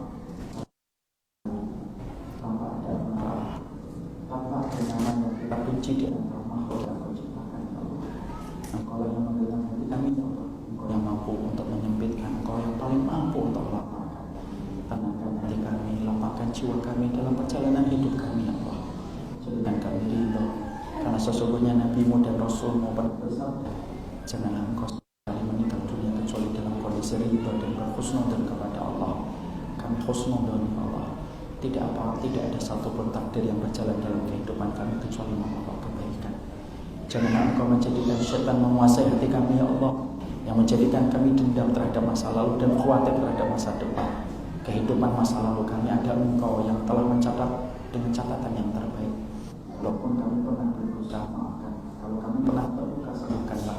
Dan kehidupan kami di masa mendatang, sesungguhnya kami berprasangka yang terbaik. Engkau adalah zat yang sebaik-baik penjaga, dan Engkau adalah zat yang tidak pernah menyia-nyiakan amanah dan titipan. Kami titipkan kehidupan masa depan kami hanya kepada Engkau ya Allah. Ya Allah, kepada apa yang Kau ridhoi. Ya Allah ya Rahman, jadikan kehidupan keluarga kami ya Allah kehidupan keluarga selayak persahabatan. Mendapatkan jodoh adalah takdir ya Allah, tetapi mendapatkan jodoh cita persahabatan adalah karunia dan anugerah. Janganlah Engkau haramkan kehidupan keluarga kami dari persahabatan ya Allah, supaya kami tidak perlu melihat yang haram, supaya kami tidak tercebur yang haram ya Allah. Jadikanlah kami bahwasanya kami adalah sahabat terbaik untuk istri kami, dan jadikanlah istri kami sahabat teristimewa dalam kehidupan kami ya Allah. Kalau kami telah melakukan kesalahan, maafkanlah kesalahan. Bukanlah luka di antara pasangan kami yang masih ada dalam hati mereka, karena tidak ada yang bisa menyembuhkan setiap luka yang ada pada pasangan kami ketika terluka oleh sikap kami kecuali adalah Engkau. Engkaulah yang menyembuhkan setiap luka dan kekecewaan yang pernah terjadi dalam kehidupan kita. Ya Allah, ketika kami dikecewakan dengan pasangan hidup kami ya Allah, Kami hanya mengharapkan balasan yang terbaik di sisimu ya Allah. Semoga kesabaran kami memantaskan untuk mendapatkan pahala selayak pahala Nabi Nuh. Semoga kesabaran mendapatkan kesabaran sebagaimana Aisyah binti Muzahim ya Allah. Ya Allah, titip anak kami ya Allah. Anak kami kelak akan menjadi tokat bagi kami di masa kami tua nanti ya Allah. Sesungguhnya anak kami ya Allah yang kelak kami harapkan berdoa panjang dan setia untuk kami ketika kami berkalang tanah di dalam kubur. Sesungguhnya yang akan meneruskan kami ya Allah, dan anak-anak kami yang kami harapkan akan menjadi penerus syafaat dalam kehidupan kelak kami di akhirat. Jagalah anak kami, bersihkanlah dosanya, ampuni dosanya, dan lindungilah kemaluannya dari berbagai macam dosa dan kemaksiatan, dari zina, homo, lesbian, dan sederet apapun yang kau murkai. Solihkan anak kami ya Allah. Berat rasanya membayangkan kalau kami berakhir dengan perpisahan dalam kehidupan barzah dan kehidupan akhirat ketika kami berkubang kemaksiatan. Kalau anak kami melakukan dosa ya Allah, ampuni ya Allah. Bukankah ampunanmu lebih besar daripada murka-Mu? Jadikan anak kami ya Allah berada di dalam kebaikan, supaya keimanan yang kami miliki bersama menjadi syarat perjumpaan kami yang indah dalam kehidupan dan kehidupan akhirat. Ya Allah, jadikan setiap apapun yang kami miliki berkah, mendapatkan kepada rahmat-Mu dan memasukkan kami ke surga. Semoga rumah kami, motor kami, sepeda kami, menantu kami, anak putri kami, profesi kami, bisnis kami, muamalah kami ya Allah berkah, mendekatkan kepada rahmat-Mu dan memasukkan kami ke surga. Jauhkanlah kami dari perkara yang menjauhkan kami dari surga, dan jauhkanlah kami dari perkara yang mendekatkan kami kepada neraka-Mu ya Allah. Bimbing hati kami, khusyukkan hati kami, tenangkan hati kami, lapangkan jiwa kami. Jangan tinggalkan kami walaupun sekejap mata. Rabbana atina fid dunya hasanah wa fil akhirati hasanah wa qina adzabannar. Wa sallallahu ala nabiyyina Muhammad wa alihi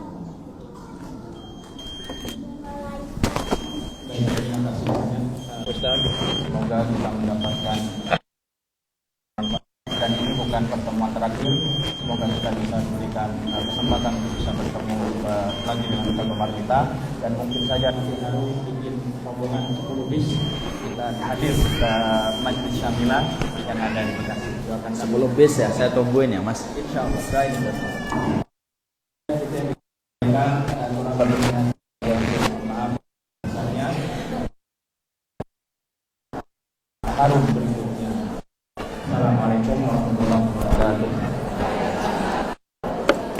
Kita akan foto bersama dengan Ustaz Omar Mita kepada tim dokumentasi untuk bisa mengambil foto.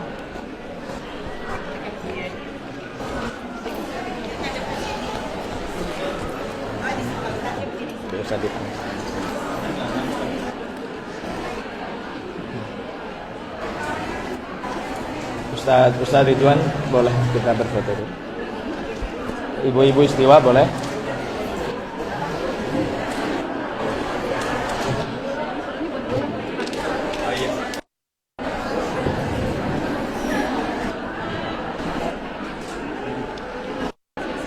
Boleh Ustaz Ridwan di samping Umar Mita.